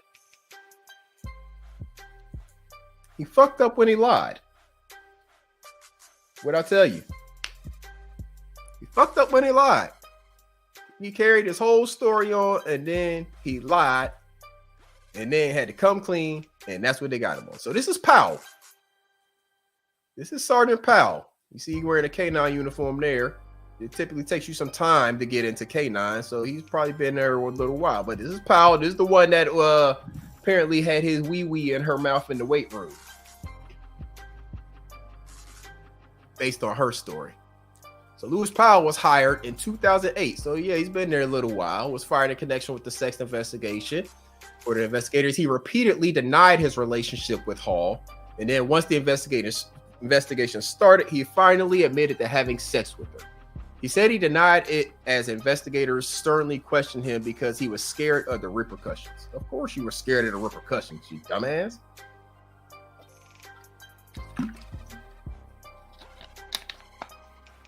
So here's your quote. All right, yeah. Well, we hooked up. We did have oral sex at the substation. We did hook up in the car several times. What else? I did tell her about the story that we probably need to say, at least keep our families together. I did talk to T.Y. McGowan. Damn, he done snitched on McGowan. That's how McGowan got in it. He snitched on McGowan. I'm sure we talked about the conversation we were going to have with HR. I'm not sure the exact words. I was crying most of the time. Oh, what? What was I saying? McGowan never told me that they hooked up. He never said that. I believe you know Megan told me. I saw her car at the house and asked her about it, and she said, yeah, I was down there, and she never told me if they had sex or not. I'm not sure. That's all the question. So he done told damn HR that her car was over at McGowan's house. He saw her car over at McGowan's house. See, Powell, that's what happened. Powell got mad. I think Powell got mad, and then he started damn stalking her ass or something because he saw her car over at McGowan. If I read that right, I think Powell said he saw her car over at McGowan's house, and he done told the damn HR people that he saw her car over at McGowan's house. So that's how McGowan got in, because they gonna want to know, why was she at your house? Because he's a sergeant too.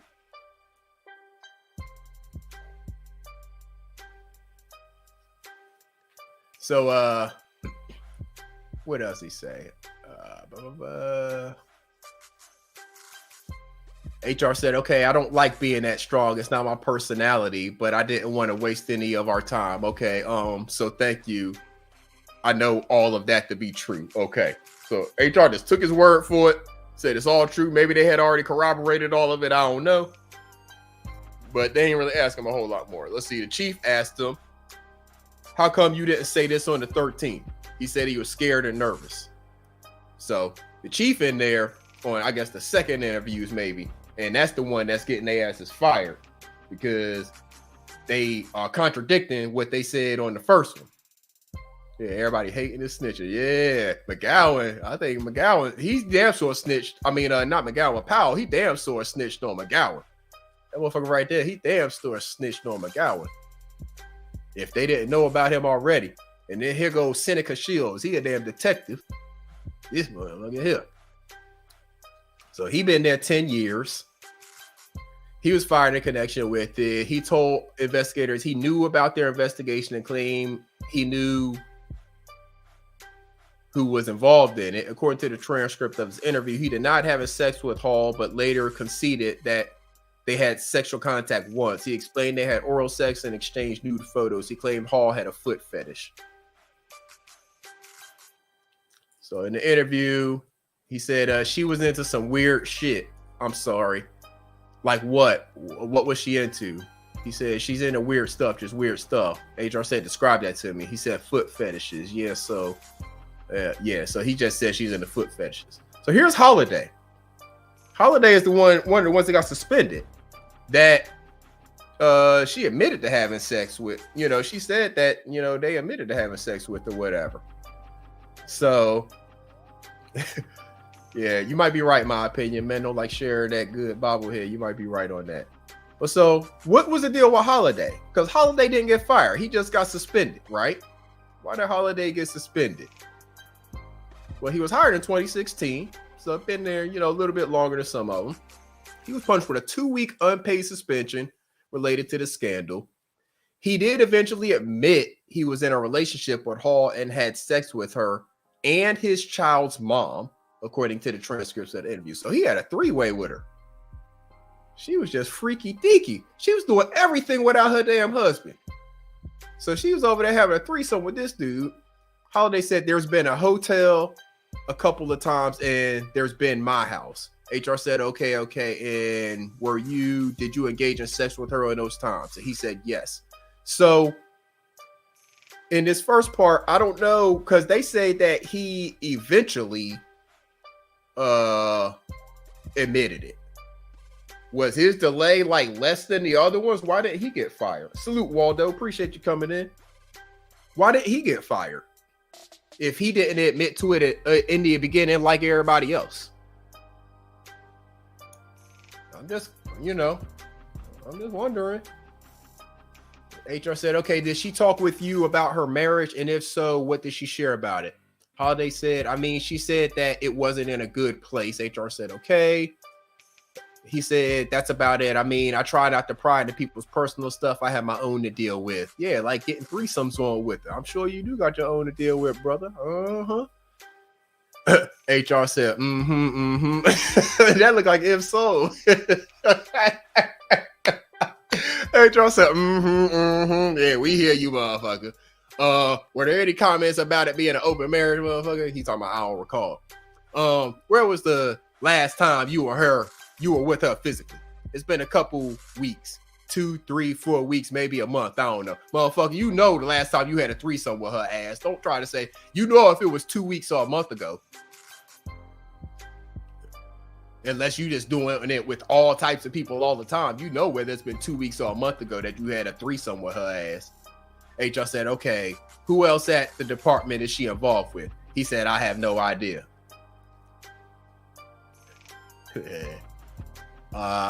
He said he did not have sexual contact with her while he was at work. In a follow-up interview, he said he stopped responding to her texts. He said he does his best to stay out of drama like that.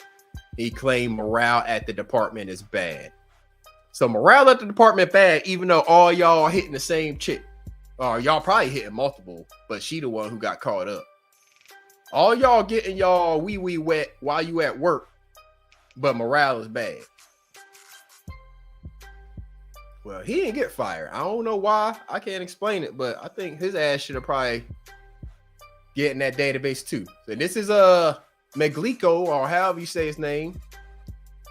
You see, look, I'm just saying something. We're gonna go back and look at something, but look at him. All right, so he's been there since 2021. So he brand new. He a baby cop. Punished with 2 weeks unpaid suspension related to the scandal. In the transcript, he appears to show that he told the truth and helped catch the others. He was the snitch. He told investigators his wife, and Hall had sex. So he had a threesome with her too. He had a threesome with his wife.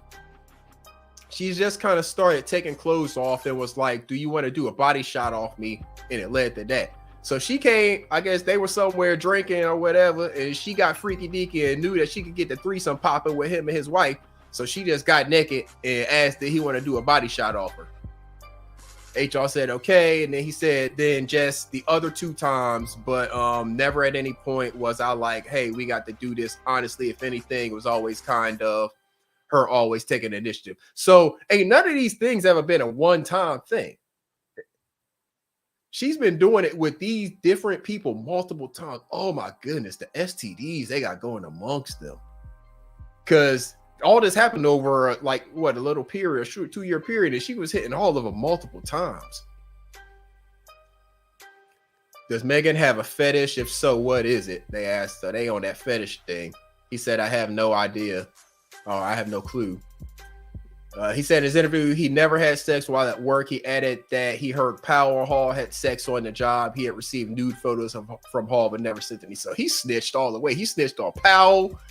He got out of it himself by coming clean from the jump. He said he never did it at work.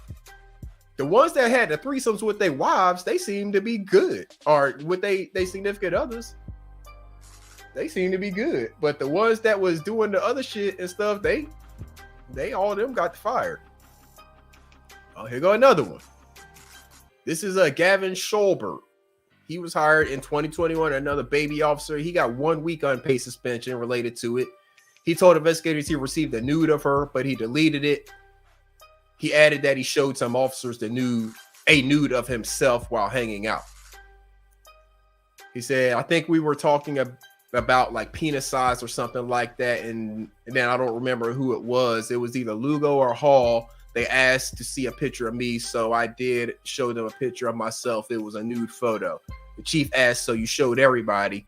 He said, yeah. He told investigators he never had a relationship with Hall, didn't know any of the relationships with the other officers. So they got him for showing a picture of himself, I guess. I don't know. Maybe it was on duty. I don't know. But the ones that got suspended, look at them. Suspended. Look at him. Suspended. Look at him. And then look at the ones that got fired.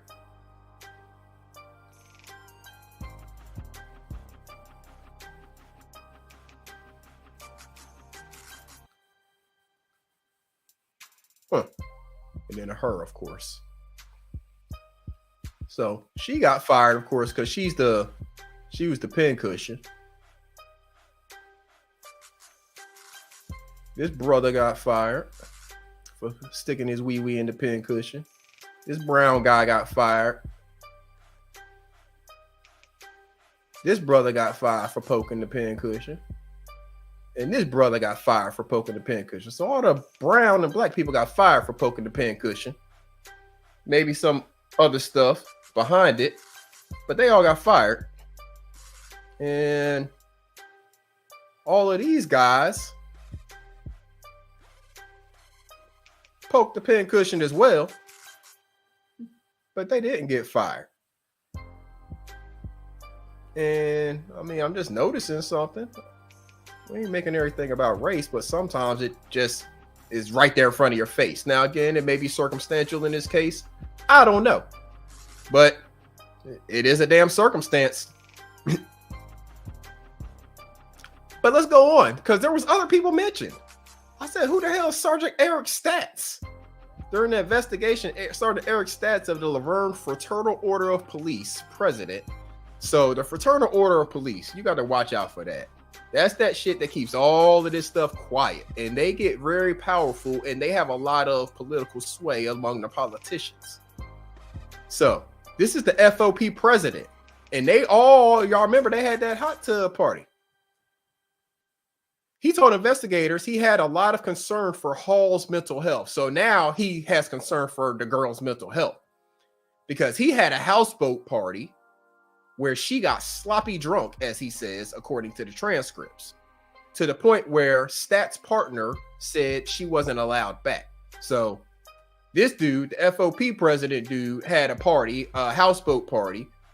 Old girl pincushion got sloppy drunk there, and dude's wife, partner, said she can't come back over here. She be wilding out too much, probably, whatever. He said she can't bring her ass back over here. Now we're gonna find out why she said that real quickly right here. Stat said Hall's top came down during the hot tub party in front of Lieutenant David Durham, and Stats berated her for it. So at the hot tub party where the little pincushion got sloppy drunk, her top came down. I'm sure it came down. No, she was trying to show her boobies to everybody. She wanted everybody to see her titties to see who else she could get on the hook, because she's trying to fuck the whole department. So, who is Lieutenant David Durham? Since his name got brought up here. He was at the hot tub party when her top came off, according to the transcript. Apparently, his whole family was there. They don't get into any more detail about him. But Sergeant Eric Statz having these hot tub parties where it's allowing officers to get sloppy drunk and do whatever kind of stuff, because that's probably not all that happened. That's just what they saw happen in front of the lieutenant. But she probably got poked at that party by a couple of them. At that hot tub party. And that hot tub, she probably ain't had no bottom on either.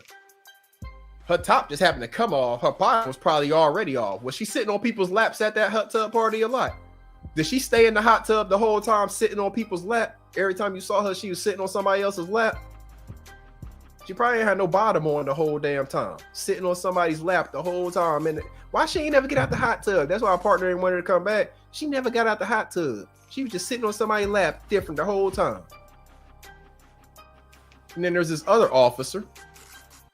I don't know how you say her name, because you'll notice it's all one woman, you know. Officer Violika Bredzitzi, or whatever, however the hell you say her name. She was interviewed regarding the scandal. She says she went to the party where a different party, I'm sorry, where Strip Uno was being played. Hall was there, but she left. I don't know if this person left or if Hall left, but the incident occurred before she was hired, and she added she received nude photos from Powell. So she done threw Powell under the bus too. Powell was just a little freak. He was trying to hit all the chicks in the department, apparently. that Powell sent nude photos to this chick too. Now, they don't have this chick, hemmed up as far as giving it up to anybody, but she said that Powell sent her nude photos too. So Powell was out there trying to get his freak on with all the chicks in the department. The little Megan girl, she was trying to hit all the dudes in the department. I guess Powell thought maybe since he couldn't get it from Megan or since she was giving it up to everybody else, he was going to move on to this other chick that was probably on the shift. Now, I know Ears was joking around earlier, and he may have had some seriousness to some of what he was saying, but he was asking, or not asking, but he's talking about, what's the problem in a sense in certain cases, right? And so here's the only deal for me. Like, I don't care what they do as far as their sexual exploits and all that. I don't care about none of that. But the problem comes in when it comes to, of course, working with somebody that you're doing that with. Hold on, let me fix my thing. My camera stuff went crazy, so then the whole everything went crazy. But so what is happening here? What is happening? Sorry, y'all. I'm trying to fix my little my screen thing. There we go. All right, so yeah. He was talking about that, and so yeah, the issue comes in, of course, when you are a subordinate of somebody that you're having sex with. That becomes a problem. If, like, say an instance like this, say Powell was her sergeant on the shift, and she was having sex with Powell. Let's say there's no other spouses involved. Say they were both single, and she's having sex with Powell. But then she decides she wants to break up with him. Well, it's hard for her to break up with him when he's her boss, when he gives her evaluations, when he could, do certain things to hurt her career. So, of course, that's a part of a problem. Another part of a problem comes in when you're in certain professions. This also comes into play with the military. Spouses, of course, can both be in the military, and spouses can be on the same police department. You just don't want to be on the same shift. So it's for a similar reason in the military. It impacts you differently mentally when you go on a scene, when you have your spouse right there or a person who you look at in a different light. If you are in a military war zone and you're treating women differently than men, that's something that's going to get you hemmed up, whether it's probably going to get you hurt or killed. Because you're not going to have your guard in the same place where it needs to be. You need to treat people as people across the board when it comes to that stuff. And so in the police setting, sometimes that can be a part of the issue as well. Having somebody that's your subordinate as somebody that you have a relationship with outside of work that is an intimate relationship causes all those conflicts of interest, and it just ends up bad for both involved. And that's why those things are against company policy and not allowed. You have to disclose relationships. So if her and Powell wanted to have an actual real relationship, they could do that. They would just have to disclose it to the department, and then the department would have to make sure that Powell was never her supervisor because he had more time and she was probably never going to outrank him. But even if so, either way, they had to make sure that neither one of them were in the same chain of command. Exactly, Waldo. Fraternization at work could lead to some dangerous situations. That's exactly what it is. Fraternization at work. And it leads to dangerous situations because it causes a lot of the problems, So these officers here, let's say instead of it coming out as the scandal that it was, and heck, some of these things that I'm getting ready to say could still happen. Let's say some of them decide to start taking it out on one another because one of them really is all up in their feelings about this girl and really got, whatever they think she gonna be their lady. And now they mad at all the other officers because they was poking the pincushion. And they decide to get violent with one another. Those types of things happen whenever that fraternization goes on. So it's absolutely something that shouldn't happen for all the reasons. And why do these types of things happen? Again, I think you can trace it back to mental health. I think mental health has a lot to do with it. She said that she was having issues with her relationship at home, her marriage, right? So she needed the mental health counseling with her marriage. She didn't get that. She decided to use an outlet of letting people poke her, and becoming the department pincushion. That's what she decided to do. But instead, she could have been going to her regular monthly mental health screenings with her mental health counselor, where she could talk to them about anything and it's confidential. The counselor doesn't go back to the department and tell them what they talked about unless that person actually talks about things that were harmful, law breaking, whatever. But if she had to talk about the stuff with her situation with her husband and figure out some stuff like that, maybe that counselor recommended to her and her husband go to a marriage counselor, whatever, those tools that she's getting. Instead, she took it into her own hands, gets drunk at parties, does all kinds of stuff without her husband knowing, because her husband didn't want to take part in any of this. Her husband might have been the one who kind of dropped dime on some of it because he didn't want to be a part of it. They were trying to get her and her husband to have threesomes with some of the couples, and he didn't want to, he wasn't game. Some of the wives of the other couples were, they would go over and they would have a party, hang out with them, and the wife would, maybe try to push up on the husband and feel him out or whatever, and he wouldn't be feeling it. He's a church guy, like Ears was saying. He was not about that threesome life. He wanted just him and his wife and all of that, So she wasn't about that life, apparently. She's doing all kinds of threesomes and all kinds of stuff all over the place. But hey, that's their business. But again, she could have gotten that fixed with the right mental health assistance, I believe. I got one more real quick. Different subject, not on police, but still on mental health, in my opinion, because y'all gonna have to help me understand this. And this one actually has some video with it, so we can listen to them talk about it. Fair use on this. Did y'all hear about the 22-year-old coach that was playing on the JV basketball team? She's the coach of the team, but she suited up and went out there and played and was impersonating another girl that had went out of town to play on some club ball team. Did y'all hear about this mess? Mental health is real. Something has got to be wrong with you to be 22 years old and going out there balling with these young girls. And she was out there dominating. She was bodying them. She was dominating them. Y'all take a look at this. That's the little headline there. Coach fired after 22-year-old assistant girls basketball coach impersonates 13-year-old JV player. I told y'all black don't crack. Now, I don't have a picture of this lady, but I think you can tell from her that looking at the thing that she is she's a black or mixed or something like that. But yeah, let me see if I can make this thing bigger. Stories I've ever heard of and talked about. Last Friday, we received an email from the mother of a player on the Churchland High School girls JV basketball team that an assistant coach on the team named Arlisha Boykins impersonated a 13-year-old player on the Arlisha Boykins. That's her name. Y'all know that's a sister, right? Arlisha, y'all know that's a sister. So she went out there and impersonated this kid. Watch this video. They're gonna show a video of them playing on the team that was out of town for a club basketball tournament. Here's video from that game.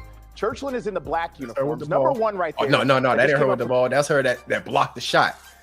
Look at her. Look how big she is. There's going to be some other shots that show her, like her size compared to these other girls. Look how big she goes. The black block shot. We're told that right there that just came up with Churchland is in the black uniforms. Number one right there. That just came up with the black block shot. We're told that as black uniforms. Number one right there. That just came up with the black block shot. We're told that as Arlisha, 13-year-old player on the team that was out of town for a club basketball tournament. Here's video from that game. Churchland is in the black uniforms. Number one right there. That just came up with the black block shot. We're told that as Arlisha doing this stuff with no effort. They were taking on Nansman. They're bringing the ball down court. Been edited to show you some of the highlights. She knew it was going in. 22-year-old young woman going up against 14 and 15-year-old girls. Look at her. They have confirmed that Boykins is no longer an employee of Portsmouth Public Schools. And since this game, the student athletes on the team and parents decided to just end the season. They will not be playing any more games this year. Portsmouth Public Schools did launch an investigation into this to The details have not been revealed by officials quite yet. She just out there getting buckets with these 13-year-old girls. Get her own rebound. About his reaction when he heard the news. Coaches, always preach to the kids, about integrity. She out there getting and ones and everything on them. She's 22. These girls are 13. JV basketball. She ain't even playing varsity. She ain't even playing varsity, y'all. How sad is this? What's going on in her mental health and the coaches for allowing this? And what are they teaching them young girls? What are they teaching these 13-year-old girls? She is out there playing with the JV team, out there getting buckets, dominating these other 13-year-old girls. And look at the score. They losing. Hold on. I think Churchland is the school that she is. I think Churchland is the school she played for, or works for, whatever. They losing. How they losing? She must have just came in the fourth quarter or something. And those type of things. So I was just shocked. Oh, come on. Don't start barfing. It is true. It's kind of start buffering. But y'all get the point. They losing too. But look, what's going on in her mental health? That she is out there balling with these young girls, impersonating a 13-year-old. And she was impersonating another girl who went out of town. This girl went out of town because she plays on a club basketball team. She's probably the one who they expected to be there. And she probably bad too. If she playing on a club team, that means, she probably got some skills to her or whatever. So they probably ain't even the school, who they played against. They probably ain't know no better. They're like, oh yeah, she good enough to play that club team. She bad. She out there impersonating this other girl, getting buckets. They got the whole they shut down the program. They said they ain't playing no more games this year. The coaches got fired, all that stuff. The parents, they don't know what to do. The parents of the girl who she impersonated, they ain't gonna have the girl go back to that school no more. It's a whole mess because they got this 22-year-old woman out there getting buckets against 13-year-old little girls. And they still lost the game. I don't know if they lost the game, but they was losing in that clip. They was doggone sure losing in that clip. That score was 36-41, and they were losing. Hey, I don't think it's going to let me show anymore. Well, anyways, y'all got the point of it. But what's going on in the mental health there? Mental health issues are real, people. We got to make sure people are taking care of their mental health. We got to make sure that people are getting the mental health assistance that they need, especially these police officers. Again, that is an extremely stressful job, and we entrust them with so much authority, yet nobody is checking up on them. They don't have to check in with nobody. They don't have to check in with a parole officer. They don't have to check in with a mental health counselor. They don't have to really get evaluated on the stuff that they're doing. They just go out here and do it again. There's no database that we put them in. None of that. None of it is good for us. So we got to take it in our hands, good people.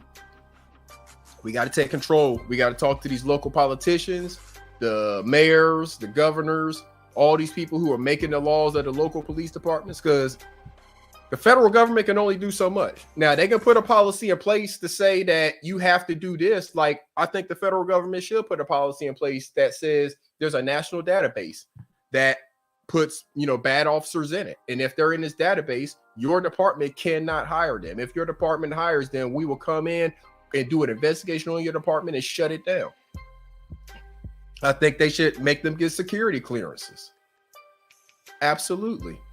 Why not? This is one of the most entrusted jobs in America that's out among the public.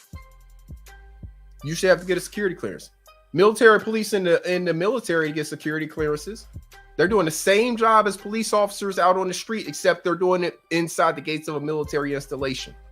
So why aren't the police officers out on the streets of all of our public streets required to have a security clearance, required to go in a database? If they commit crimes, that raises a red flag. The database already exists. It has their fingerprints in it.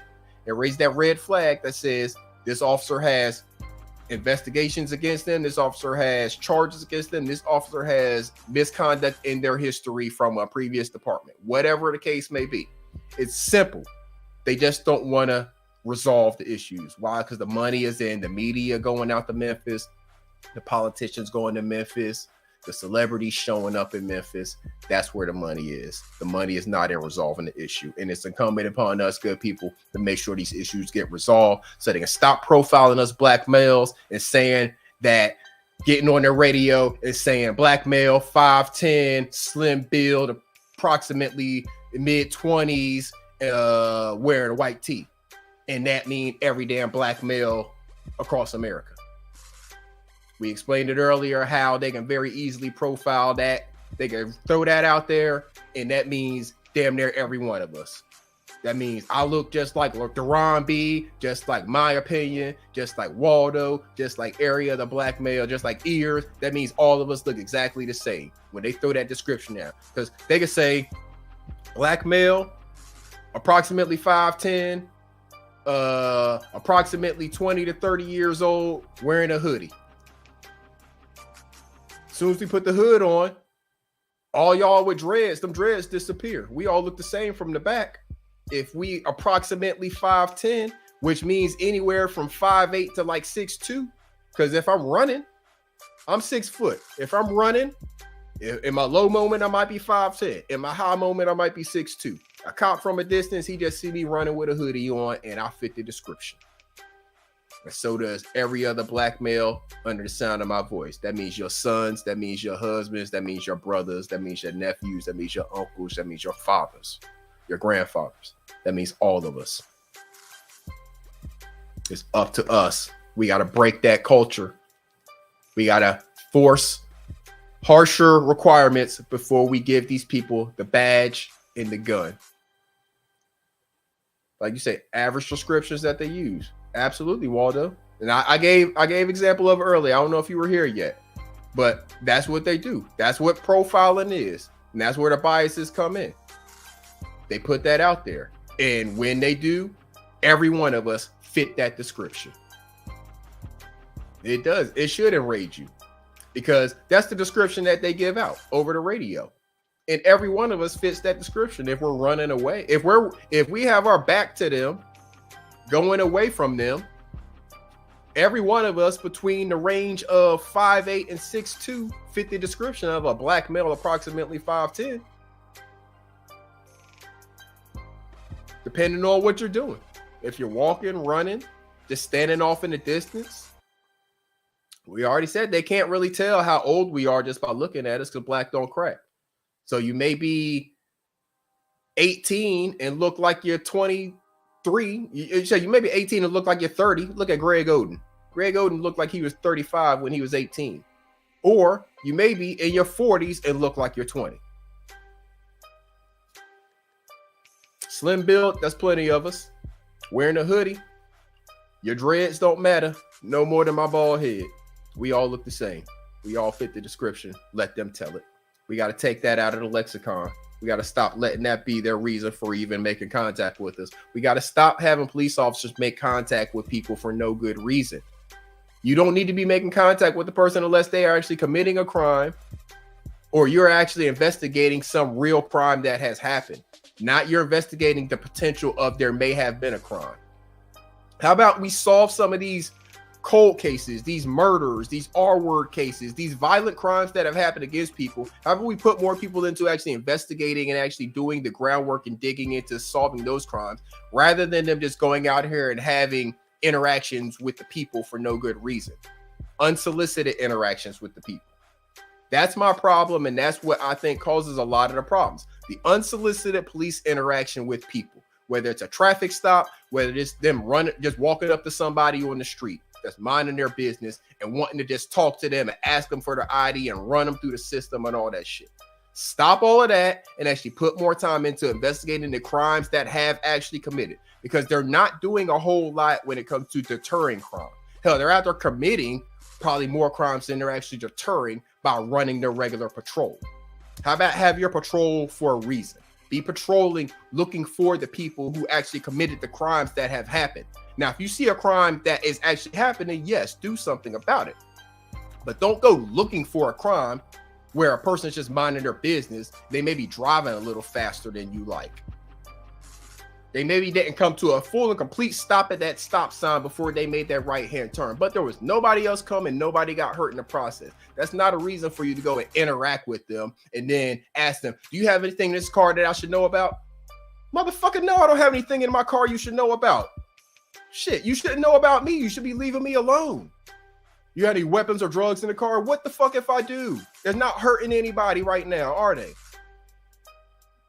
Stop asking those questions. Stop prying and looking for shit and actually go out and solve crimes. Stop fucking with people.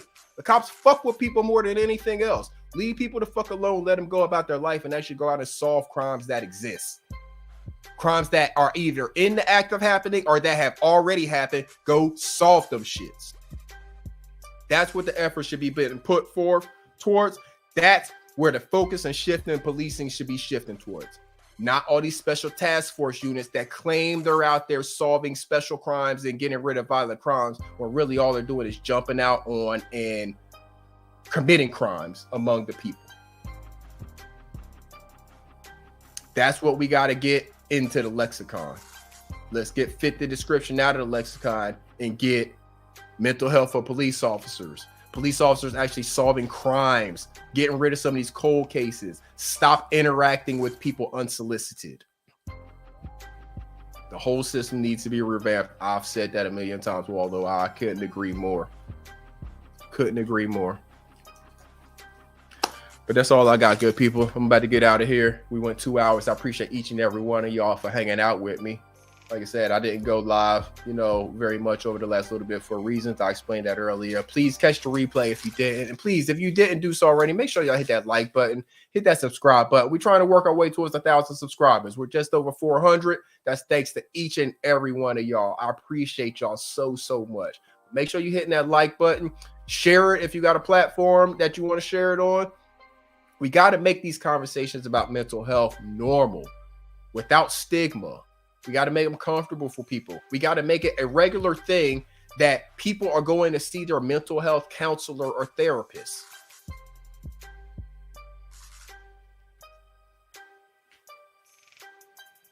So I talked about that earlier. I can't speak for every department. The department that I worked for, we did not have quotas on arrests or stops or anything like that. Yes, they look at your numbers to see what kind of stuff you're doing, but we did not have I never had anyone say, you need to go make more traffic stops or you need to go make more this kind of arrest or anything like that. I've never heard that said to me. Now, again, I'm not saying it doesn't exist in other departments. Hell, I'm not even saying it don't exist in the department that I used to work for, because that was 20 years ago, but it did not exist whenever I worked. But again, I appreciate each and every one of y'all. Yes, make mental health great again. Yeah, we need to make that a damn hat or something. Make mental health great again. Yeah, I appreciate that, Waldo. We're going to do something with that. I'm writing that shit down. I'm like Sister T. Let me write this shit down before I fuck around and forget. Make mental health great again. I like that. We're going to do something with that. Everybody else used that red hat for bullshit. So I'm going to do something with that. Appreciate that. Appreciate that. Salute to each and every one of y'all. Like I said, we're going to get out of here. I appreciate y'all for coming through. Yeah, thank you for coming through for the discussion. That's what makes me know that I need to continue doing it, because y'all show up. Y'all stay here. Y'all participate. And like I said, I like to keep the link pinned on these to make sure that y'all have this outlet if you feel like you need to come up and talk about something, whenever. The mental health avenue is always open here. This is always a platform where I don't care what we're talking about. I don't care if we're talking about some YouTube troll BS or whatever. We can always stop that show to talk about someone's real mental health issue or impairment or whatever it is they have going on. I firmly believe that. I can't say that for all other content creators, but you definitely have a place right here for that. We will stop the show if somebody is needing some mental health, whatever. They need that break. We will stop the show and we will totally take it in that direction to support somebody else's mental health needs. Absolutely. Every single time. So I appreciate y'all. I'm gonna get out of here, go get myself something to eat and take it in for this evening. Salute to each and every one of y'all. Appreciate y'all coming through. Like I said, make sure you hit that like button, that subscribe button if you haven't done so. Share the video if you want to. I appreciate all the people who have shared stuff in the past, and I'm gonna keep on trying to keep bringing y'all this good content. I appreciate y'all. This Iceberg. Salute, good people. Now, as they say in your country, let us be out.